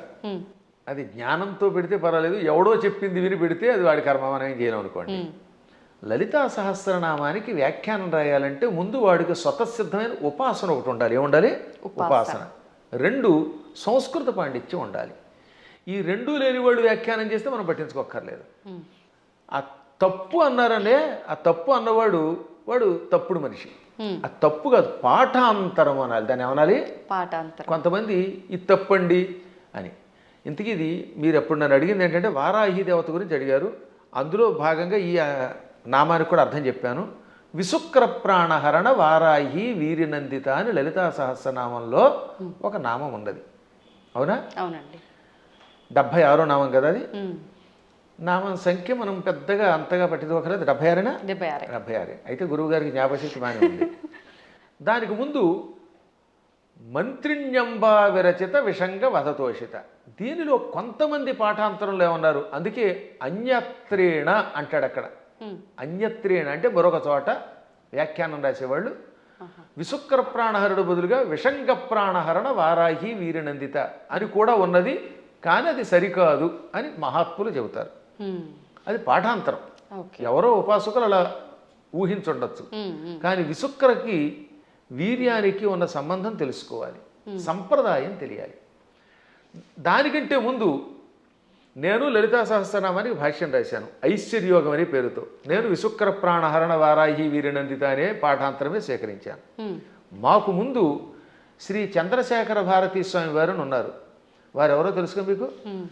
శృంగేరి పీఠాధిపతులు. ఇప్పుడున్న శృంగేరి పీఠాధిపతులు భారతీ తీర్థస్వామి వారు, ఉత్తర పీఠాధిపతులు శ్రీ విధుశేఖర భారతీ స్వామి వారు. ఈ భారతీ తీర్థస్వామి వారికి ముందు అభినవ తీర్థ మహాస్వామి వారు ఉండేవారు. వారికి ముందు శ్రీ చంద్రశేఖర భారతీ స్వామి వారు. అర్థమైందా? ఆ స్వామి వారి దగ్గర మేము దీని ప్రస్తావన మా నాన్నగారు తీసుకొచ్చారు. నేను లేదు, నేను వెళ్ళింది భారతీ తీర్థస్వామి వారు చూశాను, అభినవ తీర్థస్వామి వారు కూడా చిన్నప్పుడు చూశాను, నాకు పెద్ద తెలియదు. భారతీ తీర్థస్వామి వారు మహానుభావులు, అజ్ఞానాంజాహ్నవీ తీర్థమే అయిన ఆ మహాత్ముల ఆశీస్సులు నాకు చాలాసార్లు లభించాయి. నేను దాదాపు అందరి పీఠాధిపతుల దగ్గరికి వెళ్ళాను ఉపాసన విషయం తెలుసుకోవడానికి. ఇప్పుడు కంచిపీఠం శ్రీ విజయేంద్ర సరస్వతి స్వామి వారు నేను కనబడితే గుర్తుపెట్టేస్తారు. మొన్న కూడా ఇక్కడ పురాణం చెబితే ప్రత్యేకంగా ఇచ్చారు. అసలు ఎంత గొప్ప అద్భుతమైన మనిషి అంటే ఆయన. మనిషి అంటే అది ప్రేమగా అంటున్నాను తప్ప సద్గురువు విజయేంద్ర సరస్వతి స్వామి వారు కంచిపీఠాధిపతులు. ఇప్పుడు మేము 2012వ సంవత్సరంలో, ఎప్పుడు 2012 అంటే 13 ఏళ్ల క్రితం కంచిలో పురాణం చెప్పాను నేను. అప్పుడు నేను ఇది ఇందాక చెప్పానే దేవి అపరాధ క్షమాపణ స్తోత్రం, ఈ భవాని తత్పాణిగ్రహణ ఆ శ్లోకానికి భాష్యం చెబుతున్నాను. ఎదురుగుండా కూర్చున్నారు శ్రీ విజయేంద్ర సరస్వతి స్వామి వారు. అప్పటికింకా జయేంద్ర సరస్వతుల వారు కూడా ఉన్నారు. ఇద్దరూ నాకు తెలుసున్నవారే. ఇద్దరికీ నేను నమస్కారం చేసుకున్న వాళ్ళని వాళ్ళ ఆశీస్సులు పొందాను. అప్పుడు ఈ విజయేంద్ర సరస్వతి స్వామి వారు ఇలా కుర్చీలో కూర్చున్నారు. బ్రహ్మానంద భరితులు విని అయ్యాక పీఠానికి పిలిచి ఘన సన్మానం చేశారు. మా అమ్మాయి పెళ్లికి చేరిచ్చారు నాకు విజయేంద్ర సరస్వతుల వారు. ఆయనకు ఒక్కసారి ఒక మనిషిని చూస్తే ఎవరి జీవితం గుర్తుపెట్టుకుంటారు. కాబట్టి వారి దగ్గరికి వెళ్ళాను నేను ఇది ఉపాసన విషయాలు తెలుసుకోవడానికి. సరే, మహానుభావులైన పీఠాధిపతులు అందరినీ చూశాను. గణపతి సత్యానంద స్వామి వారిని ఎరుగుదు నేను. ఇవన్నీ ఎందుకు చెప్పవలసి వస్తుంది? ఈ చంద్రశేఖర భారతీ స్వామి మహాస్వామి వారు జగద్గురువుల వారి దగ్గర సన్యాసం పుచ్చుకున్న ఒక ఉపాసకుడు ఉన్నాడు. ఆయనని ఎరగలేదు అంటే వాడికి శ్రీచక్రోపాసన గురించి తెలియని వాడు. శ్రీచక్రము గురించి లలితా సహస్రనామం గురించి వ్యాఖ్యానం తెలుసుకోవాలంటే తప్పనిసరిగా ఒక ఆయన్ని మనం తలుచుకోవాలి. ఆయనే శ్రీ తుమ్మలపల్లి రామలింగేశ్వరులు వారు. అటువంటి శ్రీచక్రోపాసకులు, అటువంటి సంస్కృత వ్యాకరణ పండితులు, అటువంటి మంత్రోపాసకులు చాలా అరుదు. చిన్నప్పుడే సన్యాసం పుచ్చుకున్న మహానుభావుడు ఆయన. మచిలీపట్నంలో ఉండేవారు ఒకప్పుడు ఆయన. ఆ తర్వాత శృంగేరి పీఠాధిపతుల దగ్గర సన్యాసం పుచ్చుకొని యావత్ ప్రపంచం పర్యటించిన మహానుభావుడు. ఎంత అద్భుతంగా రాశాడండి ఆయన. ఆ మహానుభావుడు కూడా బాలానందిని వ్యాఖ్య లాంటి వ్యాఖ్యలు రాశారు. ఆయన కూడా విషంగా అనే ఒక పాఠాంతరం ఉన్నది, కానీ మేము స్వీకరించట్లేదు. కారణం విశుక్ర ప్రాణహరణ వారాహి వీరనందితాయి నమః అనే స్వీకరించారు. ఇంకా భాస్కర్ రాయలు వారు కూడా విశుక్ర ప్రాణహరణ అని రాశారు. ఎందుకు రాయవలసి వచ్చింది? శుక్రము అంటే వీర్యము, రేతస్సు అని అర్థం. శుక్రాచార్యుడికి ఆ పేరు ఎందుకు వచ్చింది? ఒకప్పుడు శుక్రాచార్యుడు చచ్చిపోయిన రాక్షసుల్ని బతికించడం మొదలెట్టాడు. శివుడు చంపడం, ఆ చచ్చిపోయిన వాళ్ళని ఏం చేసేవాడు? ఈయన మృత సంజీవని విద్యతో బతికించేవాడు. దాంతో చచ్చిన వాళ్ళు బతుకుతూ ఉంటే శివుడికి కోపం వచ్చింది. ఓరి కావ్య, అసలు శుక్రాచార్యుడు అసలు పేరు కావ్యుడు, కావ్య. అందుకే అమ్మాయికి కావ్యశ్రీ అని పేరెట్టండి అంటే శుక్రాచార్యుడికి సంబంధించిందా అని అర్థం అనమాట. సరే, అది పక్కన పెడితే, కావ్య నా దగ్గర మృత సంజీవన విద్య నేర్చుకొని ఆ విద్య నా మీద ప్రయోగిస్తావా? నీవు నేర్పిన విద్య నీరజాక్ష అని అమాంతంగా శుక్రాచార్యుని మింగేశాడు. కడుపులో వేసుకుని ఆ తర్వాత ఇంక ఈయన లేడు కనుక, బతికించేవాళ్ళు లేరు కనుక రాక్షసుని చంపేశాడు. 1000 ఏళ్ళు ఈ కడుపులో ఉన్నాడండి ఆయన. ఈ 1000 ఏళ్ళు ఓం నమ శివాయ అని మంత్రం చెప్పించుకుంటూ మృత సంజీవన విద్య ఉంది కదా, అందువల్ల చావకుండా కడుపులో ఉన్నాడు. లోపల కడుపులో గుడగుడలాడుతున్నాడు ఈయన. మన వాడు కొంతమంది కాఫీ తాగితే గుడగుడలాడినట్టుగా కడుపు. ఒక రోజున పార్వతి ఏంటంటే ఆ కడుపులో గడబడా గుడగడ అంటే ఆ కావ్యుడిని మింగాను అనగానే ఆవిడ జాలిపడి, వాడు మరబెట్ట లాంటి వాడే కదండి, వాడిని ఎంతకాలం కడుపులో ఉంచుతారంటే కొంతకాలం శిక్ష వేశాను, సరే ఇహ నువ్వు రమ్మంటున్నావు కనుక వాడిని బయటికి రప్పిస్తానని, కావ్య నా చరమధాతువు నుంచి అంటే నా రేతస్సు నుంచి బయటికి రా అన్నాడు. నోటితో మింగాను, మళ్ళీ నోటితో బయటికి కక్కితే ఏమవుతాడైనా వాంతి అవుతాడు. వాంతి రూపంలో ఉన్నవాడు గురువుగా పనికిరాడు. కక్కిన వాంతి అశుద్ధం కదా అది. అందుకని శివుడు కూడా నా నోటితో కక్కని నిన్ను, నా ధాతువు నుంచి బయటికి రా, అప్పుడు నా కొడుకుతో సమానం అవుతావు అన్నాడు. అప్పుడు ఆయన శివుడి యొక్క గుహ్య ప్రాంతంలో నుంచి రేతస్సు నుంచి బయటకు వచ్చాడు. శుక్రము తెల్లగా ఉంటుంది వీర్యము. ఈ లోపల శివుడి యొక్క వీర్యం నుండి బయటికి రావడం వల్ల అప్పటి నుంచి ఆయన కూడా తెల్లగా అందంగా శివుడిలో తయారయ్యాడు. అందుకని శుక్ర ఆచార్యుడు అన్నారు. అర్థమైందా? అలా శుక్రుడు అయ్యాడు ఆయన. ఇది శివపురాణంలో కాశీఖండంలో ఉంటుంది. నేను చెప్పాను కనుక చాలామందికి తెలుసు, విన్నారు. ఇప్పుడు శుక్రం అంటే ఏమిటనమాట? వీర్యము. అందువల్ల ఆయనకు శుక్రుడు అని పేరు వచ్చింది. విశుక్రము అంటే విపరీతమైన విశేషమైన అని అర్థం. వి అనే అక్షరమునకు ఆ ఒక్క అక్షరానికి విశేషమైన వికల్పమైన శుక్రము కలిగినవాడు. అంటే వాడికి విపరీత కామం, చాలా ఎక్కువ రేతస్సు ఉండేది. దాంతో వాడు ఇష్టం వచ్చినట్టు తిరిగేవాడు. ఇప్పుడు వాడు చావాలంటే ఏమవ్వాలి? ఆయుధాలకి చావాడు. వాడిలో ఉన్న రేతస్సంతా లాగేస్తే వాడు చచ్చిపోతాడు. అది వాడికి వరం. అందుకని వారాహి దేవత ఏం చేసింది? మొత్తం వాడి శరీరంలో మనం చూడండి, స్ట్రా వేసి డ్రింక్ తాగేసినట్టుగా తన కోరలతో, వారాహి దేవత తన కోరలతో వాడి శరీరాన్ని గుచ్చి వాడిలో ఉన్న వీర్యం అంతా తాగివేసింది. ఇక్కడ వీర్యం అంటే పరాక్రమము, రేతస్సు, రెండు అర్థాలు. వీర్య శబ్దానికి బలం అని కూడా అర్థం. అందుకే వీర్యము అంటే రాముడిలో వీర్యం ఉందంటే అక్కడ బలం ఉన్నదని అర్థం అనమాట. ఆ బలాన్ని, సత్వాన్ని తాగేసింది. అందువల్ల అక్కడ ఏమన్నాడు? విశుక్ర ప్రాణహరణ, విశుక్రుని యొక్క ప్రాణములను హరించిన, తాగేసిన వారాహి దేవత యొక్క వీర్యమునకు నందిత, సంతోషపడింది లలితది. ఇప్పుడు ఆ విశుక్ర శబ్దానికి ఈ వీర్యానికి ఇంటర్లింక్ ఇప్పుడు మీకు అర్థమైందా? ఆవిడ అక్కడ వీర్యమును తాగేయటం వల్ల ఆ వీర్యమునకు ఆవిడ సంతోషపడింది, ఆ బలానికి సంతోషపడింది. ఇక్కడ విషంగా రాస్తే ఈ రెండింటికి ఉన్న మంత్రార్థాలు, గూఢార్థాలు దెబ్బతింటాయి. ఎందుకంటే కొన్ని చెప్పడానికి స్టేజీ కాబట్టి చెప్పట్లేదు. కాబట్టి విశుక్రుణ్ణి చంపాలంటే వారాహి దేవతే ఉండాలి. అతని ప్రాణం పోవాలంటే లోపల ఉన్న వీర్యమును లాగాలి. వీర్యమును స్వీకరించడం వల్ల ఆవిడ కూడా వీర్యస్వరూపిణి అయ్యింది. ఆవిడ వీర్యస్వరూపిణి అయ్యింది కాబట్టి ఆ వీరత్వానికి ఆవిడ అమ్మవారు సంతోషపడింది. అద్భుతమైనటువంటి భావనలు తెలియాలంటే అక్షరము పరబ్రహ్మముగా ఉపాసించాలి.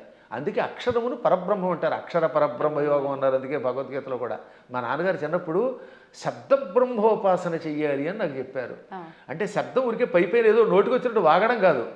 ఏ శబ్దం వాడినా ఆ శబ్దంలో ప్రతి అక్షరమునకు ఒక అర్థం ఉంటుంది. ఆ అర్థం తెలుసుకుని ఉపాసించాలి. ఉదాహరణకి సముద్రము, సాగరము రెండింటికి తేడా ఉంది. అల్లసాని పెద్దన ఈ మనుచరిత్రలో ప్రవరుడు అనేవాడు ఏడుస్తున్నప్పుడు చింతాసాగరమన మునిగి అన్నాడు ఆయన. చింతా సముద్రం అనలేదు. సాగరం అని ఎందుకు వాడాడు? సముద్రం అన్నా సాగరం అన్నా ఒకటే కదా. కానీ రెండింటికి ఎంత తేడా ఉందో తెలియాలి. సముద్రం సామాన్యమైనది, చిన్నది. ఒకప్పుడు సముద్రం చిన్నది. సగరుడని ఒక ఆయన ఉన్నాడు. ఆయనకు 60,000 మంది కొడుకులు. ఈ 60,000 మంది భూమిని తెగతవ్వారు, గొయ్యించేసేశారు. ఆ గొయ్యిలోకి సగరుడి యొక్క మునిమనుముడు భగీరథుడు గంగను తెచ్చాడు. ఆ గంగ అందులో పడింది. దాంతో చిన్నగా ఉన్న సముద్రం ఈ సగరు పుత్రుల వల్ల తవ్వబడి ఆ సగరుని యొక్క మునిమనువుడు తెచ్చిన గంగతో పెద్దదయ్యి విశాలమైపోయింది. ఇవాళ చూస్తున్నంత పెద్దదయ్యింది. చిన్నదిగా ఉన్నప్పుడు సముద్రం, విశాలమైపోతే ఏమవుతుందన్నమాట? డెవలప్ చేయబడితే సాగరం. అందుకని అక్కడ అప్రాప్రియేట్ వర్డ్ ఏంటనమాట? దుఃఖం అలా పుట్టి సముద్రం ఎలా అయితే సాగరం అయ్యిందో అలా వ్యాప్తి చెందింది కనుక చింతాసాగరం అన్నాడు ఆయన. ఊరికే తోచిన పదం వాడేయకూడదు అక్కడ. మేము కావ్యాల్లో వాడేటప్పుడు అంత జాగ్రత్తగా వాడతాం. ఇవన్నీ తెలియాలంటే వాడికి ముందు శబ్ద బ్రహ్మ మీద పట్టుండాలి, వ్యాకరణం తెలియాలి, ఏ శబ్దానికి వ్యుత్పత్తి ఏమిటో తెలియాలి, పురాణములలో విశేషాలు తెలియాలి, ఉపాసనలో రహస్యం తెలియాలి, మంత్రశాస్త్రం మీద పట్టుండాలి, శ్రీచక్రంలో నవావరణములో ఏ ఆవరణంలో వారాహి దేవత ఉంటుందో తెలియాలి, వారాహి దేవతకి ఎన్ని కోరలు ఉన్నాయో తెలియాలి. తెలుసా? మళ్ళీ వారాహి దేవతకి ఎడమ వైపున 5 కోరలు, కుడివైపు 4 కోరలు, కుడివైపునేమో 5 కోరలు, ఎడమవైపు 4 కోరలు ఉంటాయి. 9 కోరలు ఉంటాయి లోపల. అది కూడా తెలియదు కొంతమందికి. అన్ని మామూలుగా దంతాలు వేస్తారు. ఈ వైపు 5, అందులో ఒకటి ఇలా వంగి ఉండాలి, ఒకటి పైకి రంపంలో ఉండాలి, ఈ వైపు 4 ఉండాలి. ఈ కోరలతో ఉన్న వారాహి దేవతను ఉపాసిస్తేనే సక్రమంగా పనిచేస్తుంది. ఆ 9 కోరలే శ్రీచక్రంలో నవావరణ పూజ. అవే నవరంధ్రాలని మనకి శుద్ధి చేసి పెడతాయి. అక్కడ ఈ వారాహి దేవతకి ఒక్కొక్క దానికి ఒక్కొక్క బీజం ఉంది 9 కూరలకి అనమాట. అందుకే వారాహి వీర్య నందిత ఎయి అనంటే ఒకసారి ఎన్ని అక్షరాలు ఉన్నాయి? వారాహి వీర్య నందిత యై 9. అదనమాట. ఇప్పుడు అర్థమైందా? ఆ 9 కూరలు. వారాహి వీర్య 5, నందితాయి ఇక్కడ. ఇక కంఠస్థానంలో నమః అనే అక్షరం బీజం ఇక్కడ చేరుతుంది వారాహి దేవతకి. ఓంకారం ఊర్ధంలో ఉంటుంది. అందుకని ఓం వారాహి వీర్యనందితాయే నమః. మళ్ళీ వీటితో పాటు ముక్కులు, చెవులు, రంధ్రాల్లో ఓం ఐం హ్రీం శ్రీం అనే బీజములు, విశుక్ర ప్రాణహరణ వారాహి వీర్యనందితాయి అంటే ఆకారం వేసేటప్పుడు ఏ బీజం ఎక్కడ వేయాలో వేసి, ఏ కూరలు ఎక్కడ వేయాలో, ఎక్కడ ఏ బీజం ఉందో తెలుసుకుని ఉపాసన చేయాలి. ఇంత ఉపాసన తెలియకుండా తొందరపడిపోయి పాఠాంతరం అనే శబ్దాన్ని తప్పుగా ఉచ్చరించారు అన్నారంటే అది ఎంత ప్రమాదం. అందుకే స్టేట్మెంట్ ఇవ్వడానికి ముందు నీ అర్హత తెలుసుకో. వాస్తవం. లేదా ఫలానా చోటండి పరమాచార్యులు వారు ఇక్కడ పాఠాంతరం ఉందని చెప్పారండి, లేకపోతే ఇంకొక ఆయన ఎవరో ఇలా పాఠాంతరం ఉందని చెప్పారండి, తుమ్మలపల్లి వారు కూడా పాఠాంతరం ఉందనే చెప్పారు, లేదా ఇంకో పెద్ద ఆయన చెప్పారండి అని చెప్పాలి. పాఠాంతరం అనాలి, అక్కడ తప్పనకూడదు. అలాగే ఇప్పుడు ఇక్కడ మనకి దక్షిణాదిలో మంత్రానికి ఒక స్వరం ఉంటుంది, ఒక్కొక్క దానికి ఒక్కొక్కటి ఉంటుంది అనమాట. రాజాధిరాజాయ ప్రసహ్య సాహినే నమో వయం వై శ్రవణాయ కుర్మహే సమే కామాన్ కామకామాయ మహ్యం కామేశ్వరో వై శ్రవణో దధాతు అని చెప్పాలి. ఈ మంత్రం మంది. ఇదే ఉత్తర భారత్లో రాజాధిరాజాయ ప్రసహ్య సాహినే నమో వయం వై శ్రవణాయ అని ఒక గొలుసు కట్టు స్వరం ఉంటుంది. కాబట్టి వాళ్ళు వేద పండితులే, వాళ్ళకి ఆ స్వరంతో నేర్పారు. ఇక్కడ మనకి దక్షిణ భారత్లో ఇది నేర్పారు. కాబట్టి ఇప్పుడు మనం ఇది విని అది తప్పు అంటామా, వాళ్ళు అది విని మనది తప్పు అనాలా? వాళ్ళ గురు పరంపరలో ఆ స్వరంతో ఉడుతుంది. స్వరాలు చాలా ఉన్నాయి. ఇలా స్వరాలు తప్పు అని చెప్పడం వల్లే ఒకప్పుడు పరాశరుడు అంతటి వాడు మళ్ళీ తపస్సు చేయవలసి వచ్చింది. ఆంజనేయుడి యొక్క కథలు ఉంటాయి పరాశర సంహితలో.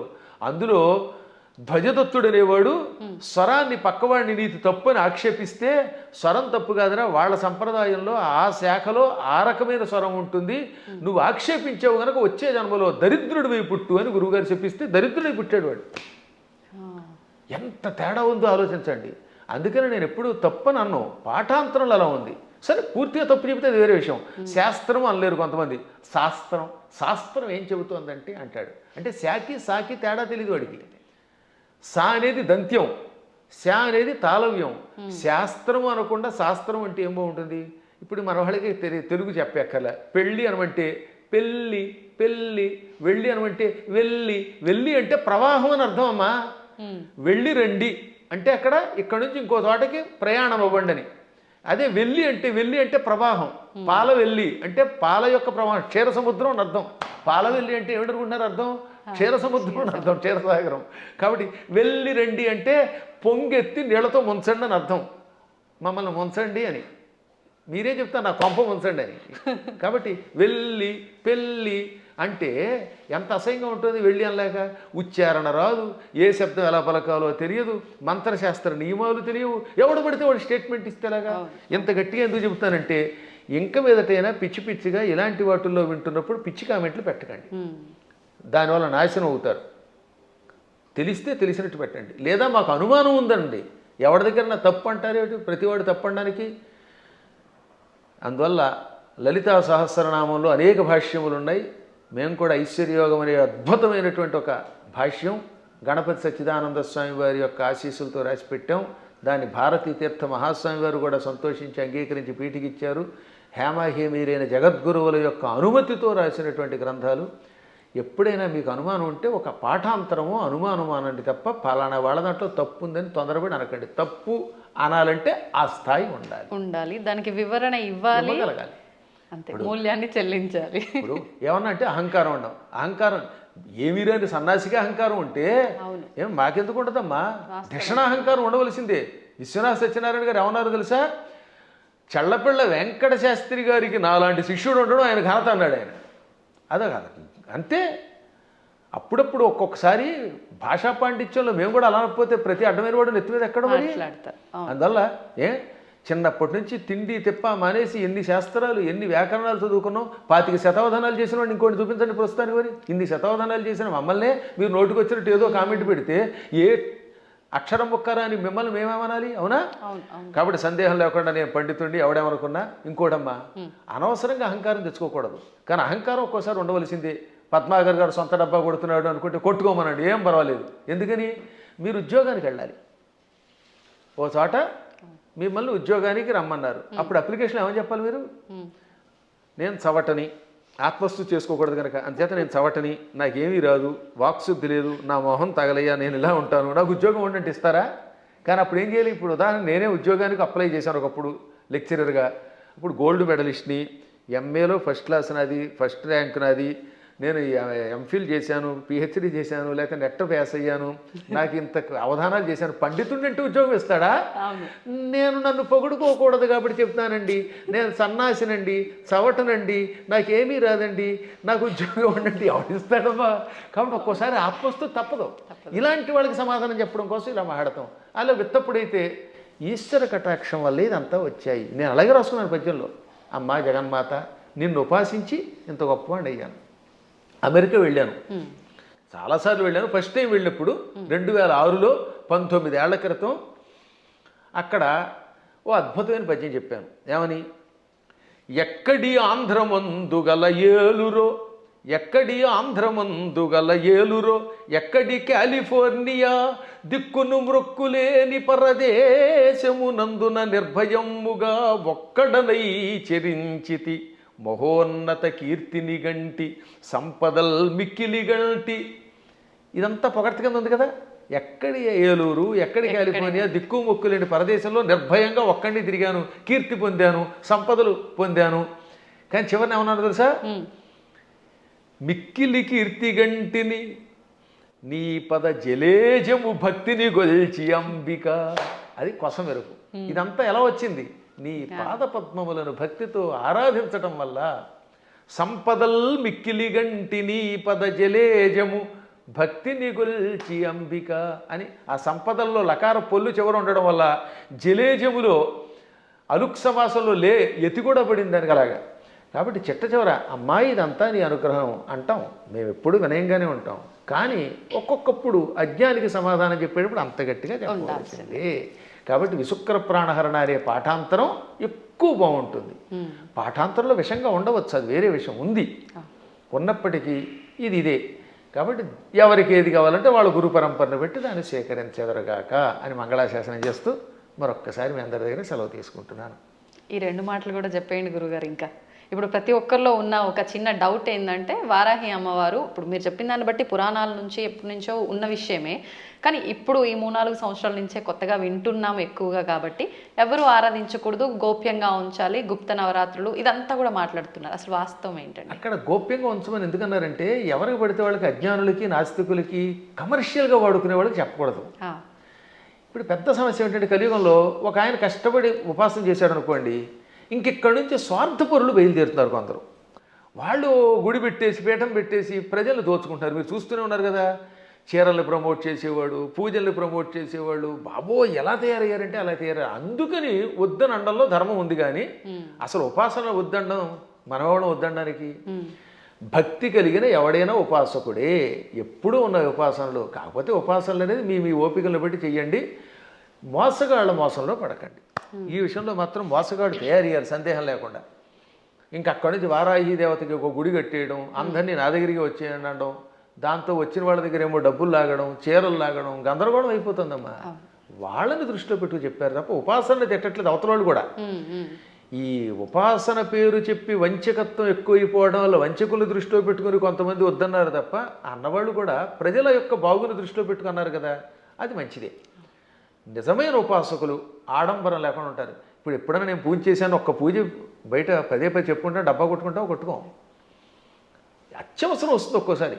అలాంటప్పుడు చెప్పాలి తప్ప వీటితోటి అవతల వాళ్ళ దగ్గర డబ్బులు వసూలు చేయడం, వాళ్ళు మోసం చేయడం తప్పే. కానీ వారాహి ఉపాసన ఇప్పటిది కాదు, యోగాలుగా బ్రహ్మాండ పురాణంలో ఉంది. బ్రహ్మాండ పురాణం వ్యాసుడు రాశాడు, కొన్ని వేల సంవత్సరాల క్రితమే ఉంది. అవి కూడా కాదంటే అది వాళ్ళ కర్మ. సంతోషం అండి. మంచి అంటే ఒక నిర్ధారణ అనేది జరిగింది ప్రతి ఒక్కరికి కూడా. అంటే పెద్ద పెద్ద జ్ఞానులు, యోగులే వారాహి అమ్మవారిని ఆరాధించరు, మీరెవరు ఆరాధించడానికి అని ఖచ్చితంగా చెప్పే వాళ్ళు ఉన్నారు ప్రస్తుతం మీడియా ముఖంగా. అసలు లేదు, అందరూ ఆరాధించే వాళ్ళు. అంత మొత్తానికి జనాలకి ఏమైపోయిందంటే ఒక క్లారిటీ మిస్ అయిపోతుంది. సంతోషం గురుగారు, చాలా మంచి విషయాలు తెలియజేశారు.